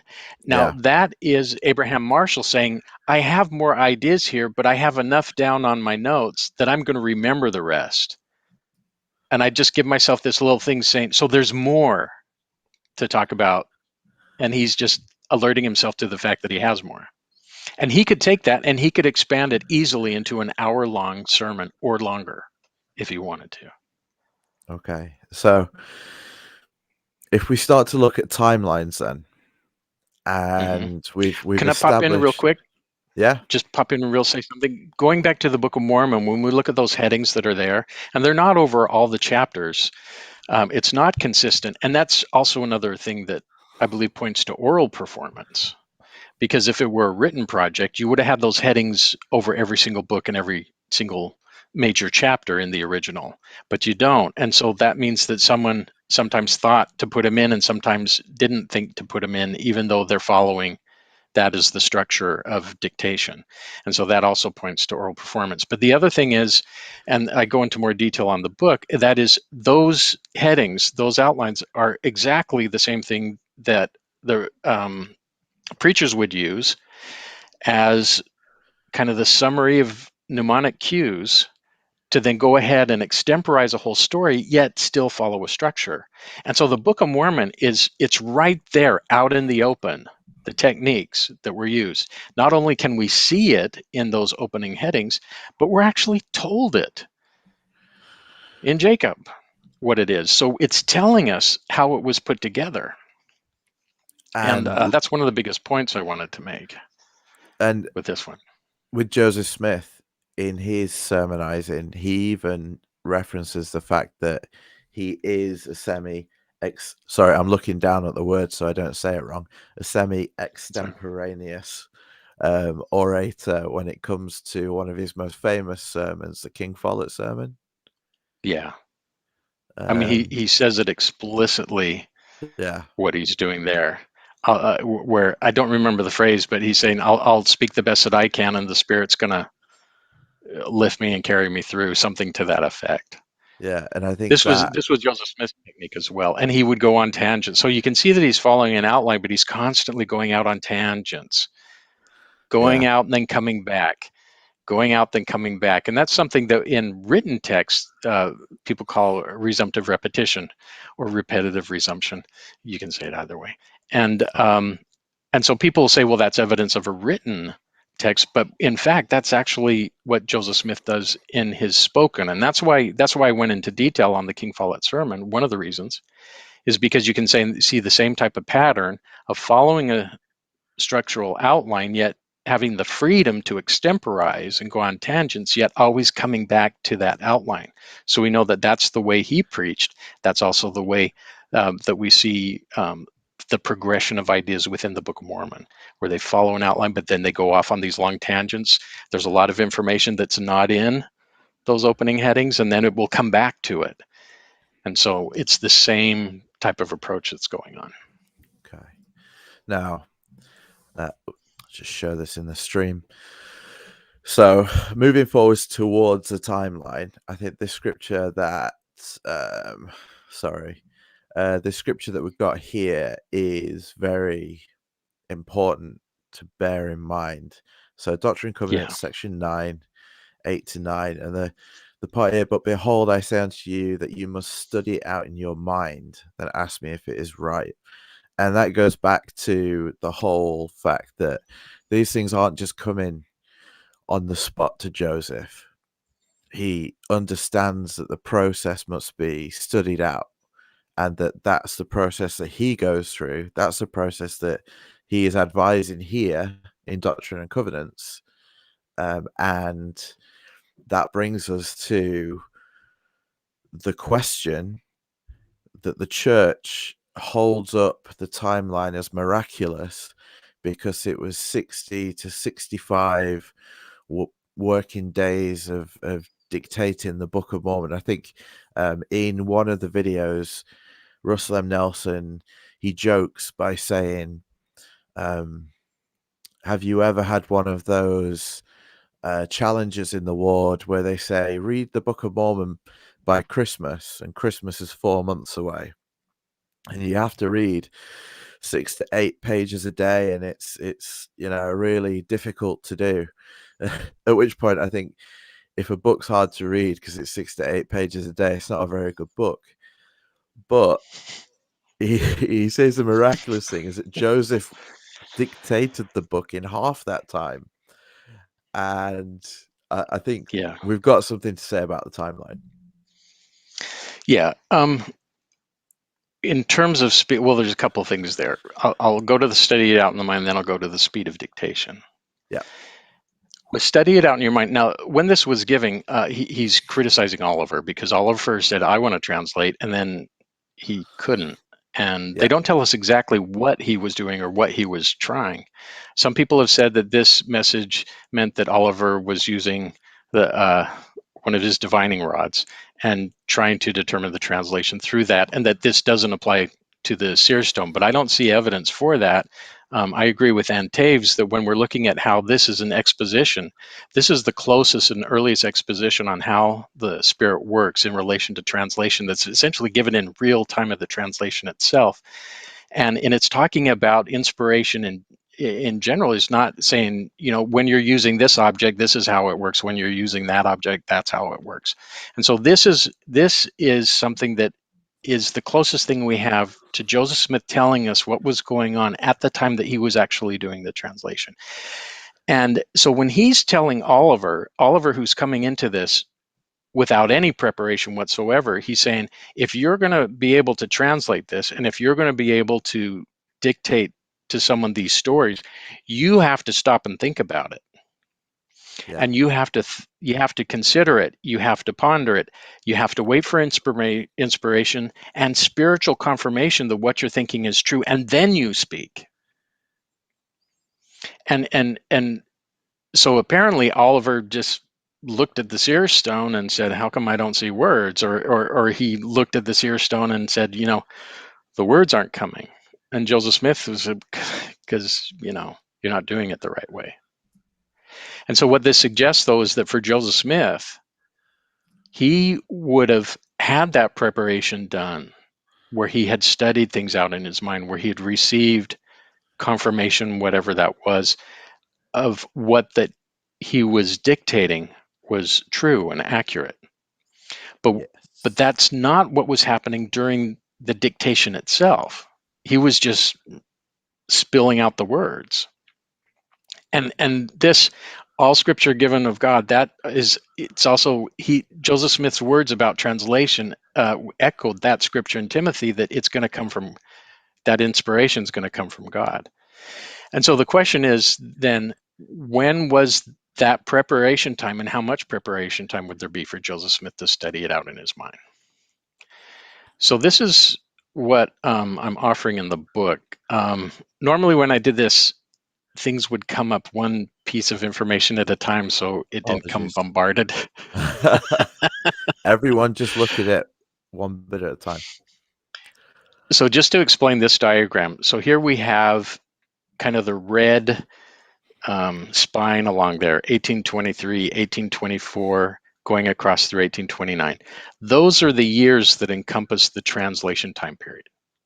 So in 1823, in September, that's when Joseph Smith first told his family about the existence of the Book of Mormon. And we know that he knew quite a bit then, because he did say later that when he spoke to the angel Moroni, that Moroni was telling him about the governments that were there. There's learning about everything from the clothing they wore, the animals, but even there's more specific in the Wentworth letter, where he's going into details about the governments and that sort of thing. But he had to have known at least a very general outline, because the angel Moroni told him this is about an ancient people who followed Christ and fell away and were destroyed. And so you have the outline of the whole Book of Mormon from the very beginning. If what Joseph Smith said were accurate, then he had a general idea, at the very least, of the shape of the Book of Mormon from the very beginning. So during that time, from the time when he starts to first translate the 116 pages, he's had 4 years of preparation. And that's 4 years. And what I'm suggesting is that that's a time with his seer stone, or through prayer, or through meditation, that he would be able to start exploring. And I call this part of the translation process, of trying to figure out what these ancient narratives were. And he had a seer stone that could tell him the past, the present, and the future. So you could use that seer stone to peer into the past and see these stories, even to peer into He'll come over and see the plates if he wanted to, in order to prepare for that time when he would actually dictate and translate the Book of Mormon. And so what I'm suggesting is during those 4 years, he was thinking about the stories of the ancient Native Americans, what the story of this nation was, waiting for spiritual confirmation to say, aha, this is true, and then piecing together these skeletal outlines, not writing out the book. And that some of those outlines we can still see today in the 1830 Book of Mormon and the newer ones, as long as you know which ones are modern, which ones aren't. Now, the 116 pages got lost. And so there was still a period of time when, you have to go back and say, ooh, some of these outlines I'm going to have to maybe adjust. But there he would have had a little bit of practice at doing this translation process. It's around this time when he first started, it seems like he was trying different things that weren't working. Sometimes there was a curtain between him and Martin. Sometimes he was looking at the Urim and Thummim that he got with the interpreters, but then, and so it's kind of, or using the Seer stone or trying something else. But then finally, when he starts the Book of Mormon proper, that's when Emma Smith and I believe David Whitmer too, but they said that's when he just started using the Seer stone from there on out. And there's debate on whether or not he actually exclusively used the Seer stone. I think he did. Or if he used the stones from the interpreter again. But ultimately, that by that time, when he actually started to dictate what we have today as the Book of Mormon, then he would have had at least 5.5 years of preparation time and practice time, and for any further revisions. Okay. That's a And for a long time. believer, for a believer, you just say, look, the evidence indicates that this could be part of Joseph's translation process. When you pull all the scriptures, all the dictation out, all the evidence together, this kind of explanation for Joseph Smith's translation process, it checks the boxes. It gives him time to study it out in his mind. He's not just doing it improvisationally. The text and the evidence shows that this is something that was spoken into existence, not something that was written into existence. And that amount of time would also give him the time and preparation he needed with his limited education and limited background to be able to produce and translate this great work. And then on the other side of the coin is that people who believe that it was Joseph Smith's composition, well, obviously there's time for him to do that too. Yeah. So, but it's a way of rethinking the translation process. And it's one that people can look at and hopefully not feel threatened. The people who have been threatened by this, it's usually not because I don't attack beliefs here, but I think people have their personal opinions of how they wanted the translation to be.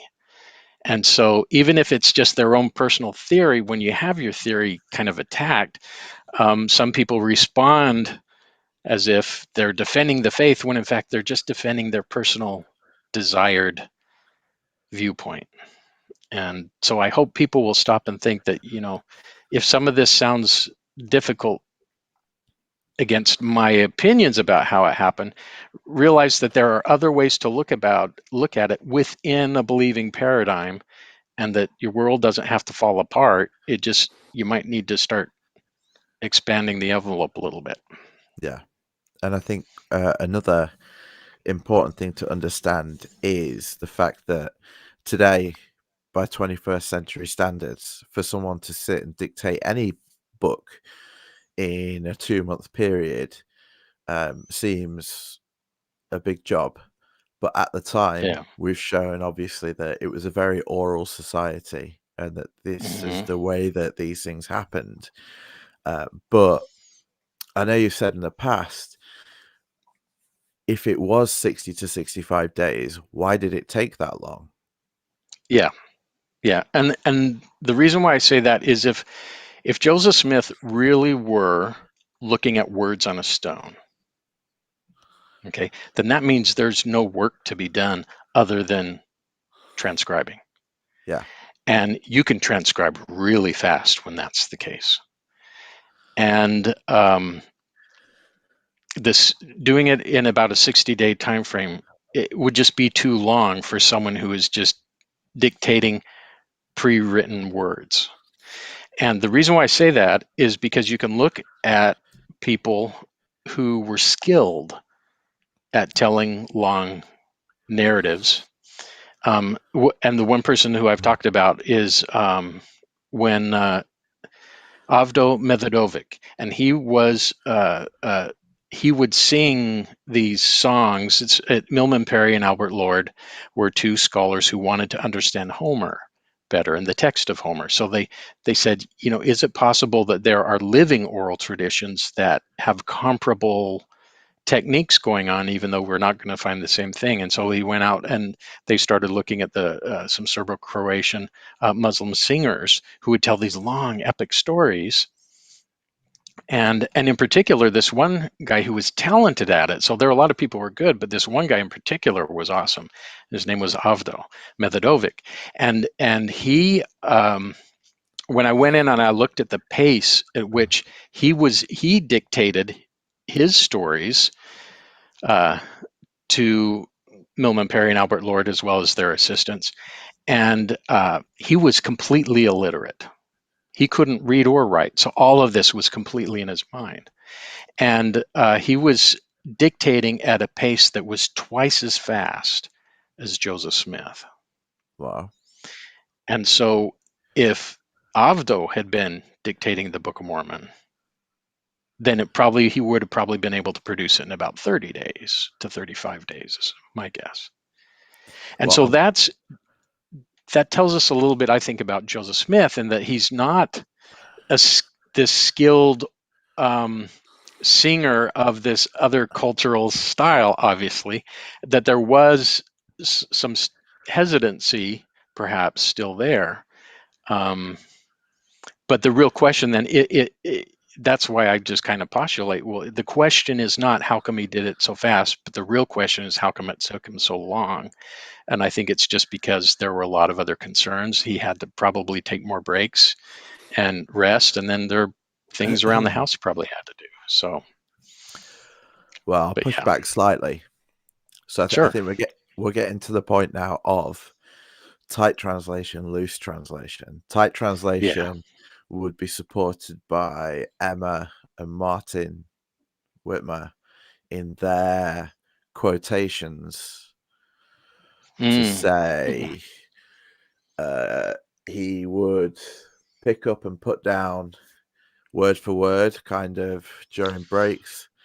I need to I'll get it right. After meals or after interruptions, Joseph would at once begin where he had left off without either seeing the manuscript or having any portion of it read to him. Martin's go. Yeah, so what I would say about that is, even though people are using that for an example of tight control, I would say that's not a good example of tight control, because we have examples of people who are also doing a kind of mystical production of what they described as scripture, or at least inspired work, where they would finish a session, walk away, come back and do the next session without referring to earlier notes or manuscripts. And one of the ladies who did that was Pearl Curran. When she produced some of her works, it was the late 1800s and early 1900s when she was alive. She's someone who did that. But another person who I've written about is a guy named Andrew Jackson Davis, and he was known as the Poughkeepsie Seer. He also grew up in New York. He was born, a couple decades after Joseph Smith. When Joseph Smith was doing the translation of the Book of Mormon, Andrew Jackson Davis was a little boy living in the Hudson River Valley, and he did the same thing. He didn't have any notes that anybody saw. He didn't have any materials. In fact, when he did his translation, instead of looking at a seer stone, he would put a blindfold on. He claimed to be in trance. We don't know for sure if he was actually in trance. And even then, who knows what his trance was, because he described at least 5 different stages or types of trance that he was in. And so it simply could have been him describing putting on the blindfold as giving him a chance to, just clear out distractions and concentrate. But he would do that too. So he would, if there was ever a moment when he stopped, and I think what he would do is he'd normally do an entire lecture, they called them, at a time. But if there were any time he had to stop between lectures or at the start and end, he said, and the people around him who watched him said that he never looked back to figure out where he was in order to keep going forward. Okay. Well, so yeah. Tight translation again. David Whitmer, one of the 3 witnesses. Mm-hmm. I will now give you a description of the manner in which the Book of Mormon was translated. Joseph Smith would put the seer stone into a hat and put his face in the hat, drawing it closely around his face to exclude the light. And in the darkness, the spiritual light would shine. A piece of something resembling parchment would appear, and on that appeared the writing. 1 character at a time would appear, and under it was the interpretation in English. Brother Joseph would read off the English to Oliver Cowdery, who was a principal scribe, and when it was written down and repeated to Brother Joseph to see if it was correct, then it would disappear, and another character with the interpretation would appear. Thus, the Book of Mormon was translated by the gift and power of God, and not by any power of man. Okay, so this is one of the great ones. There's a lot of things to say about this, but first of all, who else saw the words appear on the stone? Yeah. So the only way that could be correct is if Joseph described in detail that description of the process to David Whitmer, right? And that's one of the challenges we have, because David Whitmer is not the only one who said that. There are other people who made similar statements. Part of the problem is you don't know if someone's statement is independent or if they've been influenced by what someone else said a couple of years earlier. But the fact of the matter is that they're making these descriptions without actually having seen it themselves. All they would witness is Joseph Smith having his head in the hat. And so using them as a resource, you have to say, and when did these start to be said? And they're usually late reminiscences. And I think what's happening here is that people are trying to make sense of how Joseph Smith did it. Why did he need to put his head in the hat? And then when you look at that in connection with what was known about seer stones at the time, when you look at the Bible commentaries, when you look at the dictionaries, Cal Met's dictionary, for example, goes into detail. And actually, a few years before Joseph Smith produced the Book of Mormon, there was a front page issue in one of the Rochester newspapers where all they did is talk about how the Urim and Thummim worked by having the stones would shine and characters would rise up to the surface to give the prophecy to the priests who were looking at it. And so I think what happened, because early on, Joseph Smith didn't even refer to it as a Urim and Thummim. And when Moroni says here, you're being given a Urim and Thummim in order to interpret the work, that was a later interpolation, because they didn't start using the term Urim and Thummim until, it was like about 1831. And so what happened is, once people started referring to the seer stone as a Urim and Thummim, and then after that is when people start describing how the seer stone worked in relation to a Urim and Thummim. But they weren't describing it that way before that connection had been made. Now, to be fair, the historical record is really slim at that period, and so we don't have a lot of explicit references. But we definitely don't have anyone saying the Urim and Thummim worked, or the seer stone worked by glowing stones, until long after the seer stone had been connected to a Urim and Thummim. And after it had been connected to a Urim and Thummim, then people said, this is how a Urim and Thummim works according to the Bible. So this must have been the way it worked for Joseph. Okay. Do you see what I'm saying? Yeah. Joseph never said how it worked. Some people said Joseph told me it worked this way, but we don't have anything that says how it worked. And here's the other thing, and this is what I kind of mentioned in the book to kind of problematize that as well. What if Joseph Smith said, well, I'm not seeing words on the stone. This is just the stone helps me gain access to the spiritual confirmations that I had before. But in reality, I spent the last 5 years creating these outlines. What would Yeah. people have said? People Yeah. would say, what? If You you mean look you in my wrote little it? pocketbook, Yeah, and then he'd have to go, oh, now I have to explain, no, I didn't prefabricate it. I mean, these were all things I received through inspiration. And from the Holy Ghost, they'd still say, bah humbug. So, it is possible that trying to explain to people how complex and involved his translation work actually was might have been too much for people. So who knows? Maybe he did say, yeah, sure, I saw the words on a stone. Meat, milk before meat. yeah, And that's the what I reference in the book too. They can't take the whole truth, so you just give them what they need. Okay, I saw the words on a stone. That's good enough. What's important is that you treat this as scripture and you learn from it. Who cares maybe in his how mind, exactly? that's Yeah, how he thinks. He sees the words, and he sees that as second sight, and that's induced by the stone being in the bottom of the hat and the yeah, smells of the hat and whatever it might be. Okay, a couple more I think to push back on. sure. In favor of the Book of Mormon. This is uncharted territory for me in the last few years. In favor of the Book of Mormon, we have chiasmus, Hmm.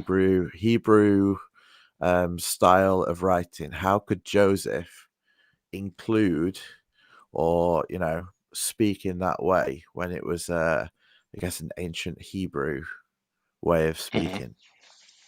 Well, what's really critical about knowing about chiasmus, and this actually is one of the topics what first got me into scholarship in the first place. Um, Clear back in the early '90s, it was introduced to me uh, by someone who was doing scriptural translation. I actually was too, back in a former life. And since that time, I've been looking at chiasmus not only in the Book of Mormon and not only in the Bible, but I started spreading out and looking at chiasmus everywhere else I could find it.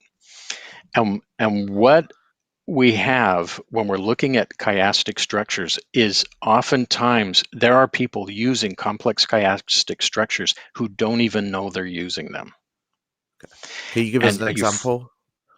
yeah, I wrote an essay where I give examples that people could actually go see. But earlier I talked about the Seer of Poughkeepsie in New York named Andrew Jackson Davis.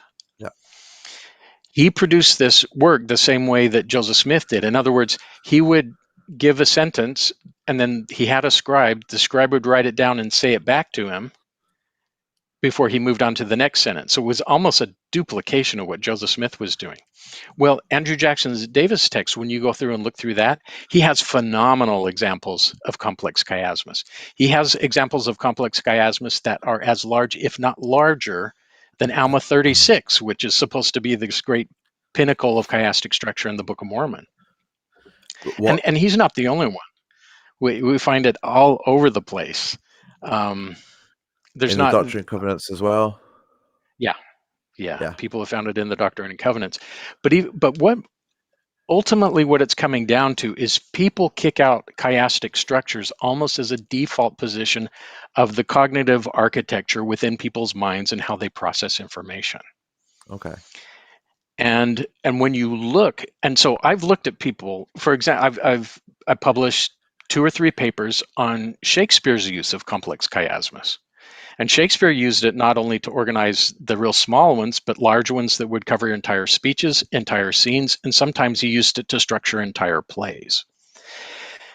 And in Shakespeare's case, you can look at how someone who's intentionally using it, how precise it can be, how 1 or 2 phrases a single phrase or a parallelism matches another parallelism across the board, and how it's very precise when it gets to the pinnacle and down to the beginning again. But when you look at the ones in the Book of Mormon, especially when they start getting longer, there's a lot of repetition, but all of a sudden there's a bunch of ideas getting injected in there to where, in order to create a chiasm, you can't trust the text to do it for itself. You have to have someone come in and start to choose. Oh, we include this as part of the structure, but we exclude that and that and that, and then we include this. So when you look, for example, when you look at what's been done on Alma 36 and Jack Welch, I'm going to blank on all the names, but Grant Hardy, and then another gentleman who I should remember his name more than anybody else, because he's done so much wonderful work. But all of them structure Alma 36 slightly differently. Now, if you have a structure that is definite and clear, it doesn't matter who approaches it, you're going to come out with the same structure. But we don't. Why not? And it's because some of it is a little too ambiguous to stick in one place or another. And sometimes you'll have one phrase balanced with another phrase in their examples, but if you go and look at the text, it's this really short phrase balanced by a huge chunk of text where it's riddled with ideas. And what that means is there's cherry picking going on. That means they have a shape and structure of chiasmus that they want to see, and they're imposing it on the text and forcing the text. Yeah. So where it fits, they show you, and where it doesn't fit, they cut it away. And the complex chiasm that we see in Alma 36, now, from my point of view, it does in fact follow a chiastic shape, but it's filled with the kinds of repetition that points to an origin of something that was not written out and planned, but something that was spoken without a lot of conscious knowledge of the fact that that type of shaping was even taking place. It's a type of unconscious chiasm that I see a lot in works by people who don't know that they're creating a complex chiasm. Okay. And then even though people call it a Hebrew structure, these are structures I see in virtually every language and text that I've studied that come from around the world, and it's mostly English, obviously, but I've seen this also in some of the oral traditions of other cultures, where they also have what they call a ring composition, where they kind of have a tendency to do this. Homer had a tendency to do this in the overall structures. So it's not something specific to Hebrew, and then the ones in the Book of Mormon tend to be a little too ambiguous, too much repetition to point to someone who is intentionally. I mean, seriously, it sounds like I might be joking, but it's true. If Alma 36 were in fact a conscious literary construction, then Alma wasn't paying attention in class when he learned about chiasmus, because it's not a good one to show how precise and how technically impressive they can be. It's too ambiguous. It's not. I wouldn't. It's been called a literary masterpiece, but it's not a masterpiece of chiasmus. It's interesting as a spoken sample, but not a literary. So I think what we're coming around to is that obviously we're not saying whether the Book of Mormon is right or wrong at this point. What we're saying is that the structure of the Book of Mormon, the home culture, society culture, and education that we've explored in the past couple of hours would lead us to believe that it wasn't a tight translation, that it was a loose translation where Joseph may have thought that he was receiving some kind of revelation, but that he'd studied out in his mind over the last 5.5 years a complex kind of list of heads, a skeleton of this society. he'd speak about it as Mother Smith would quote, that he'd tell them the stories at night, that he'd gone through this and he'd thought it through very carefully, and that then possibly we know that the preachers and orators of the day, as we've demonstrated, would keep their heads of sermons very concisely in a small pocketbook, and that possibly Joseph Smith could have had a very similar thing. As you said earlier, he was training to become a Methodist preacher, so would have been used to that kind of training, that kind of process. So a loose translation that took advantage of those things. And who knows if the scribes saw that he had a pocketbook. I know that something we'd not spoken about was Emma's quote saying that there weren't any manuscripts and different things. But we won't go there right now, but that was speaking directly about the Spalding manuscript and kind of Yeah, just discounting. just briefly about that. The context of what she said, and also the follow-up. There is a letter that her son, who did the interview, Joseph Smith III, said is specifically talking about a manuscript either by Solomon Spalding or some other manuscript of a romance or a novel. They are saying that that was not used. And people have expanded to say, well, I guess there couldn't have been a Bible there either, but they're not talking about a Bible. To include a Bible it's a logical fallacy of overgeneralization. You're saying he wasn't referring to any kind of book. There was nothing between us like this manuscript, this Spalding thing. And when you read the text and what she's saying, it's not even clear that she would even have thought that, oh, I wasn't referring to a Bible. There's never a reference to that.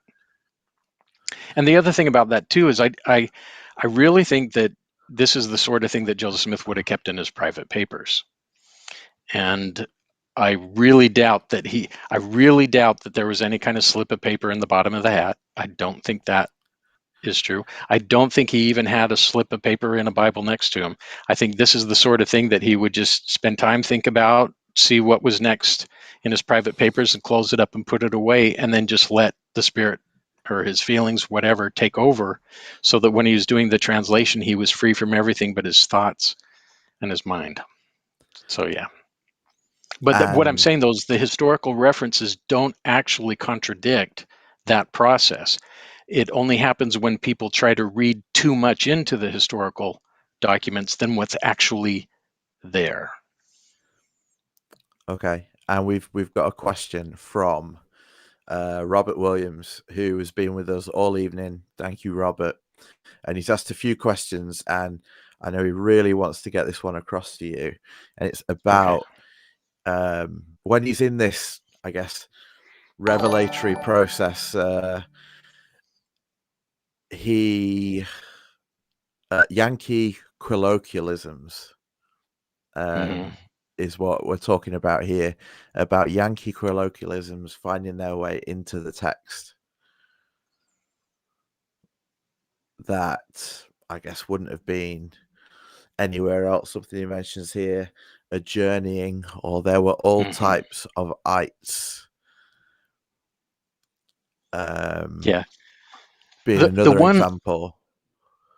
Yeah, like, for example, journeying, even though that was a common type of non-standard English that we find in upstate New York, and you even today you can find it along the Appalachia, the communities along the Appalachian Trail. But that's something that you also find back in England, and especially in some of the earlier writings. And so that's something that was inherited through, kind of that English-speaking diaspora of languages. So it's interesting because to try to pinpoint a time period for that, well, just a couple things. In terms of pinpointing a time period, that's something that would have been inherited from the English-speaking coming across from Britain in the first place. So we can't really pinpoint it, but that's the sort of thing that does look like Joseph Smith's dialect showing up in the text of the Book of Mormon. even though it can be earlier. But something that's more specific too is when you look at when like King Benjamin goes off on these long revivalistic sermons, there's language happening in there that was happening in the first and second Great Awakenings in America and also over in Britain, that even kind of pinpoints it more to a more modern type of language that's being used in order to convey these ideas. And so what's happening in the Book of Mormon is it really is a mixture. It's not strictly early modern English, but there are elements of early modern English in there, not just because of the King James language, but because there are a lot of books written with early modern English that were still widely read and in circulation in Joseph Smith's time. But then you also have the King James, and then you also have some of these modern idioms and phrases also popping in. Okay. And so it's a mixture, it's a hodgepodge, Okay. which to me points again to Joseph Smith as the translator or the speaker or the formulator of these words. Okay. Whether or not people believe it's inspired or not, that's where it points. I hope that answers No, the it question. does. It does. And I think that's the point that Robert was making. He says he's a creative genius. Walks past stones in Missouri and says, "This is Adam's altar." You know, if simple stones can bring that to you, then anything can. But we're going to wrap up in a minute.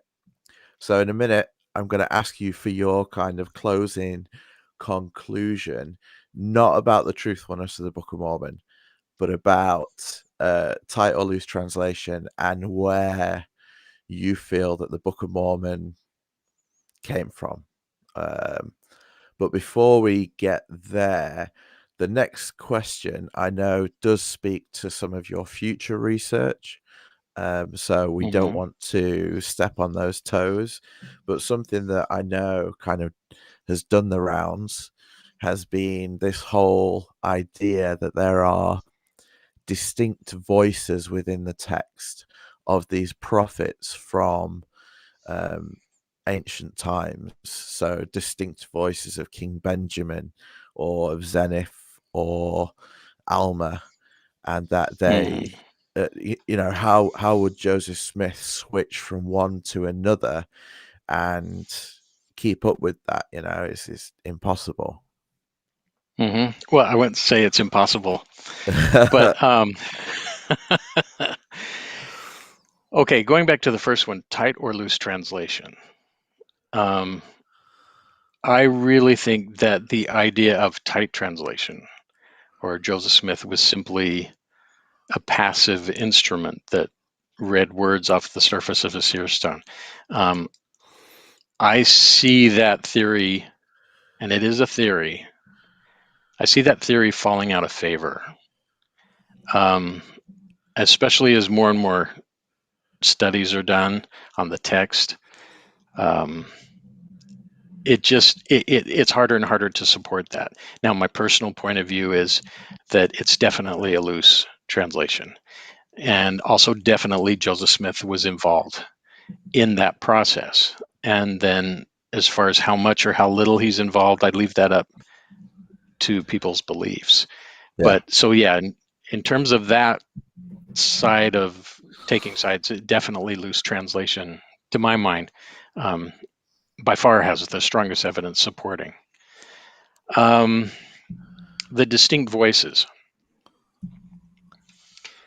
Now, I've read, I'll try to be quick about this, but I don't know how quick I can be because there's different things going on.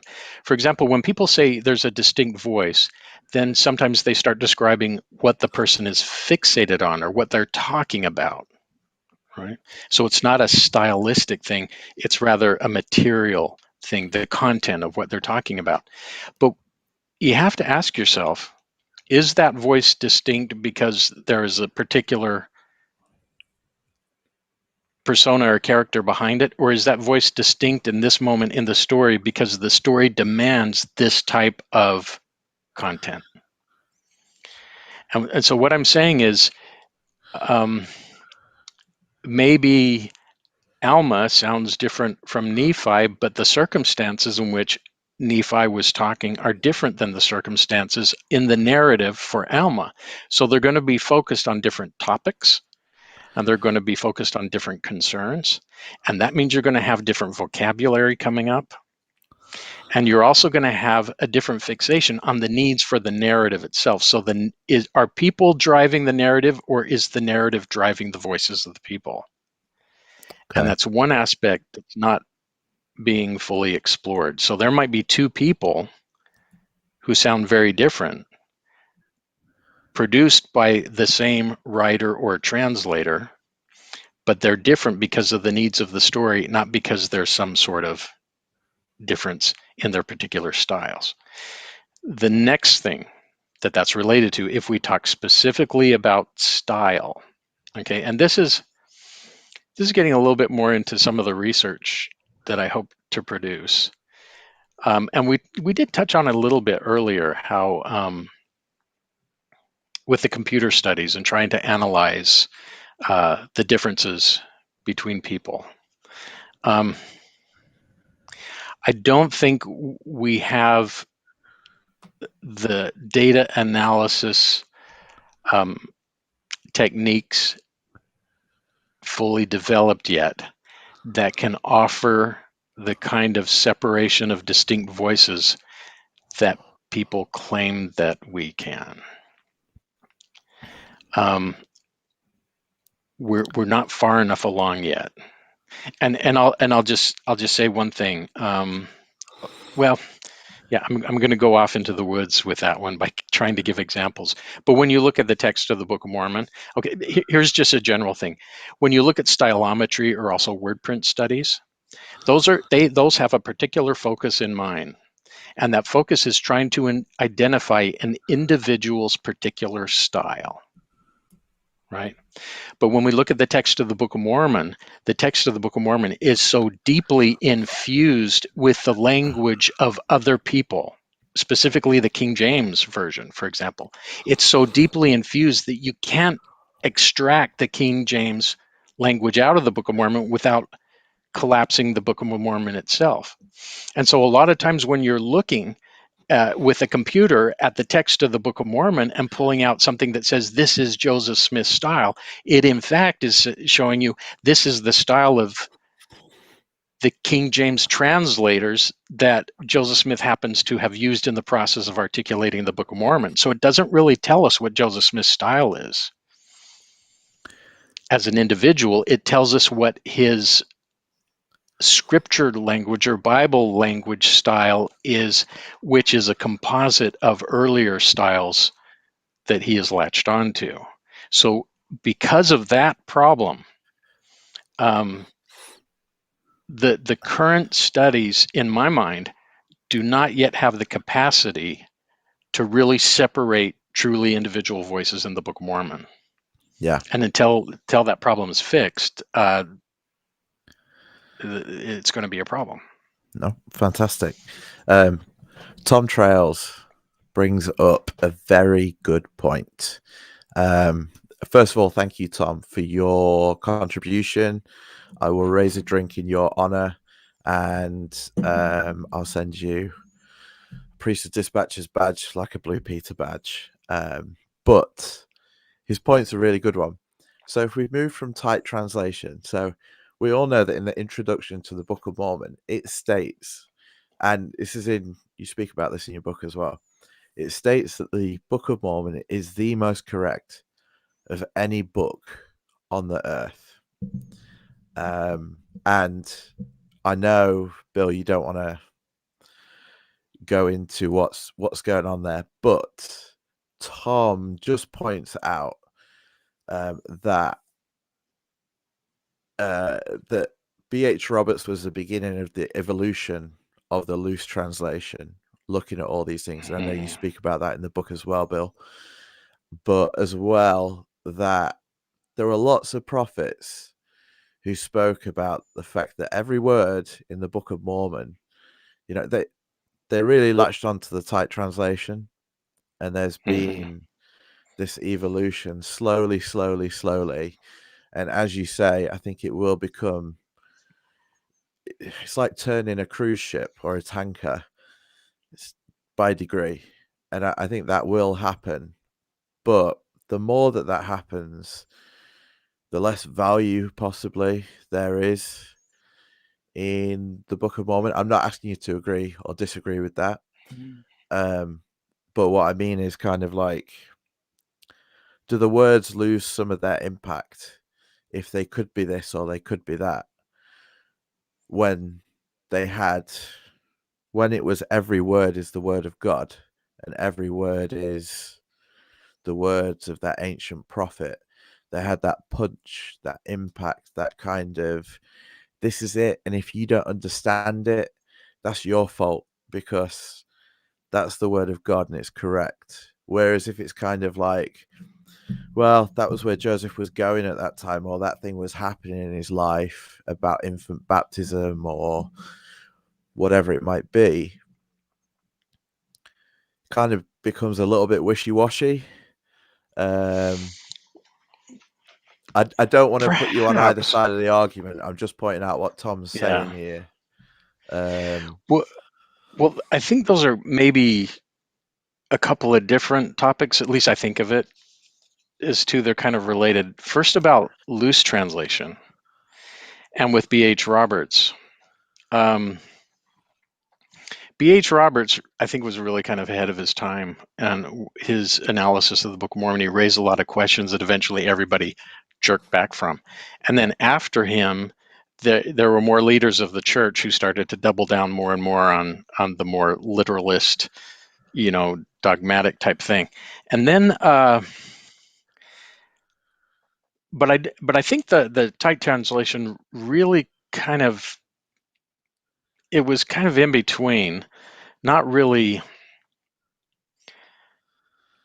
a central issue, but until I think Royal Skousen's work came out, where he was looking through and then trying to reconcile the historical record of what people were claiming to have seen with things that he's seeing in the text, not just in the text, but in the manuscripts, the types of corrections that were made and whatnot. And so Skousen then from that point was saying that he believed in the tight control. And so then it became kind of a rallying cry for a certain group that wanted something really tight and really secure. But not everybody, even in the church, was on board with that. There's still people who are saying, but there's a lot of evidence and suggesting that Joseph Smith had more freedom than that he wasn't just a spout through which, the Urim Thummim or God poured words through. So I think there was a time when it shifted from kind of the B.H. Roberts, but long before, Skousen kind of buckled down, not just on language, but even just the whole idea that Joseph Smith could have even been capable of doing something like this. And then the tight control. But as you go there, I'm seeing more evidence that people are starting to realize, and even from an apologetic point of view, tight control gets harder and harder to explain, because you start having to do a lot of mental gymnastics to explain, well, why are there errors from the King James Version translation or the 1769 version of the translation cropping up in the Book of Mormon? They shouldn't be there. I mean, if God was in charge of putting all the words through here, then how come he's including errors? And then you start to ask questions about, well, what does that say about the nature and character of God? If God's perfect, then why is he intentionally doing a mistake? And then pretty soon, questions about the traits of God are called into question, where God is not the omniscient, perfect human being anymore, and you can have your whole system of belief in a certain type of God collapse because you're so concerned about the tight control versus loose control. I mean, you can take it that far on the pathway, and then to say things like, oh, Nephi in 600 BC looked forward and he was able to analyze the paratextual features and headings of a Bible and then structured his works in order to match that. So it's easier for 19th century readers, even though it's not really necessary. Yeah, I mean, pretty soon you're going through all kinds of, you push all of those theories to the limit, and you start to, it just creates all kinds of mental gymnastics that are not necessary. Whereas if you have Joseph Smith as a translator, who's participating in that process, then anytime you have these types of anachronisms, you can say, well, this obviously, because we have a 19th century translator, that this is coming into it. Now, it's not that easy. You can't dismiss everything that easily, but it sure makes life a lot easier if you're an apologist. Holding on to that tight translation just starts to, well, it's difficult to continue that. So that's my opinion on that. But the other thing you're saying, what about these changes? What about these alterations? If this is the most correct book on earth, then how come there have been so many corrections or changes and alterations? And I just think that the way that people, and perhaps the way that it was intended, was not, this is the most grammatically correct book on earth, but rather the most correct in its ideas, the most correct in its expressions of doctrine, the most correct in its expressions of how God works and how the universe operates. And I think that's what it means. So you can monkey around with some of the language all you want, provided that those ideas behind them are what remain intact. Joseph Smith himself in the Doctrine and Covenants was talking about one of the Malachi scriptures, and I can't remember for sure what it was, but he was saying that when he had done the Joseph Smith revision of the Bible, he said, I could have rendered this another way, but this was fine, this suited. And so what he's saying is the idea was there, and the idea could have been expressed one of several ways, but the idea stays consistent.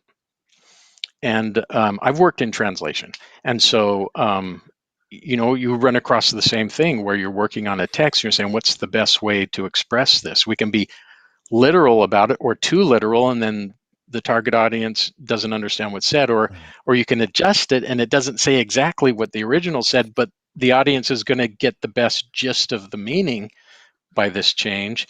And you usually have 3 or 4 or 5 options that you could do in a translation in order to try to communicate that idea from one language to another.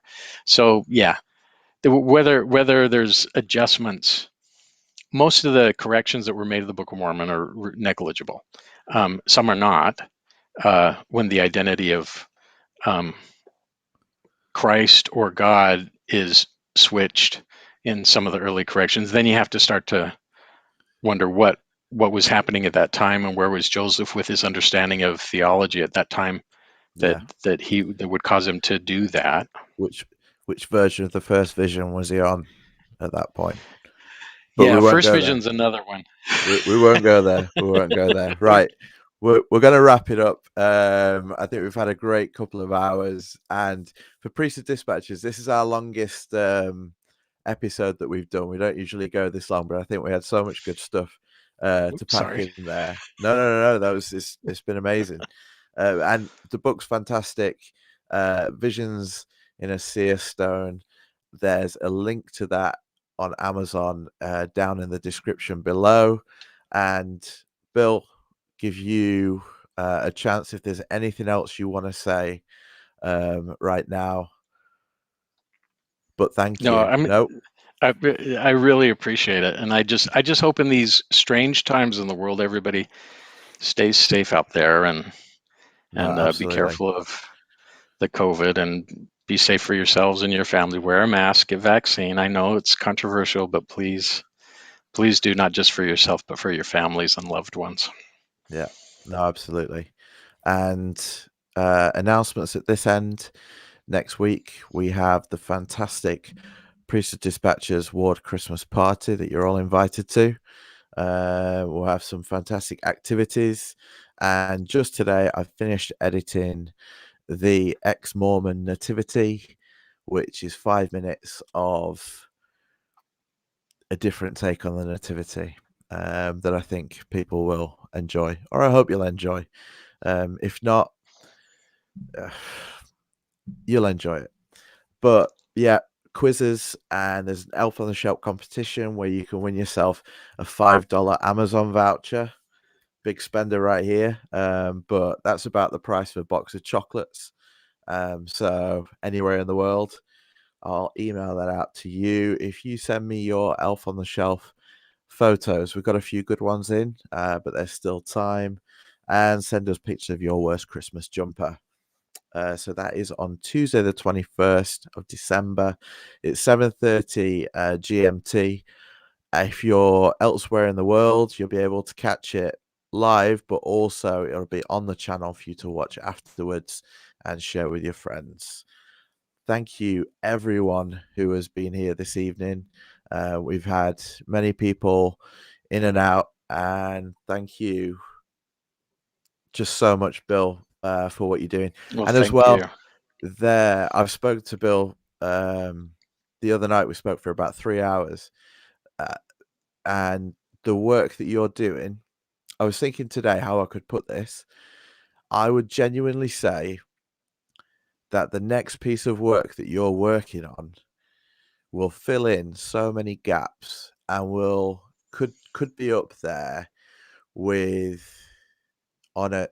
The church leaders say that they've heard it all before, that there's no new arguments, no new information, that we're just going over and over again. But what you're doing, or working on now, is new. And I'm not saying I hope so. which side it falls on, but it will be new to them. Yeah. It will be a different take, and it will be unarguable. It's in the fact of kind of scientifically and forensically, it will stand up to criticism, and I can't wait to see it. Hopefully, you will join us again when that work comes out, and we can discuss it, and we can give the church leaders something new to think about. Yeah, In a it's nice all way. positive. Believers or non-believers, I think it's information that Yeah, will yeah. help people appreciate Joseph Smith even more And I think the for the thing things is, he did. it's I'm not speaking of a silver bullet. I'm speaking of something Yeah, new for yeah. people to take in and think about in a slightly different way. But thank you very much. Thank you for everyone that's been with us this evening. And after the Christmas party, we will take a slight break for Christmas and New Year, everyone to recover from all the partying. In January, we've already got lined up Margaret Toscano to come and speak to us about Mother in Heaven. If there are any pressing questions that you have about Mother in Heaven, get them into waroffice@priesthooddispatches.com. If there are any questions you have about tonight, you can also send them to that email, and I'll pass them on to Bill. And yeah, we have some really good things lined up for January. I'm going to end it now because I'm just going on about anything and everything. Thank you, guys, and we'll see you next time. Thank you. Bye-bye. All right.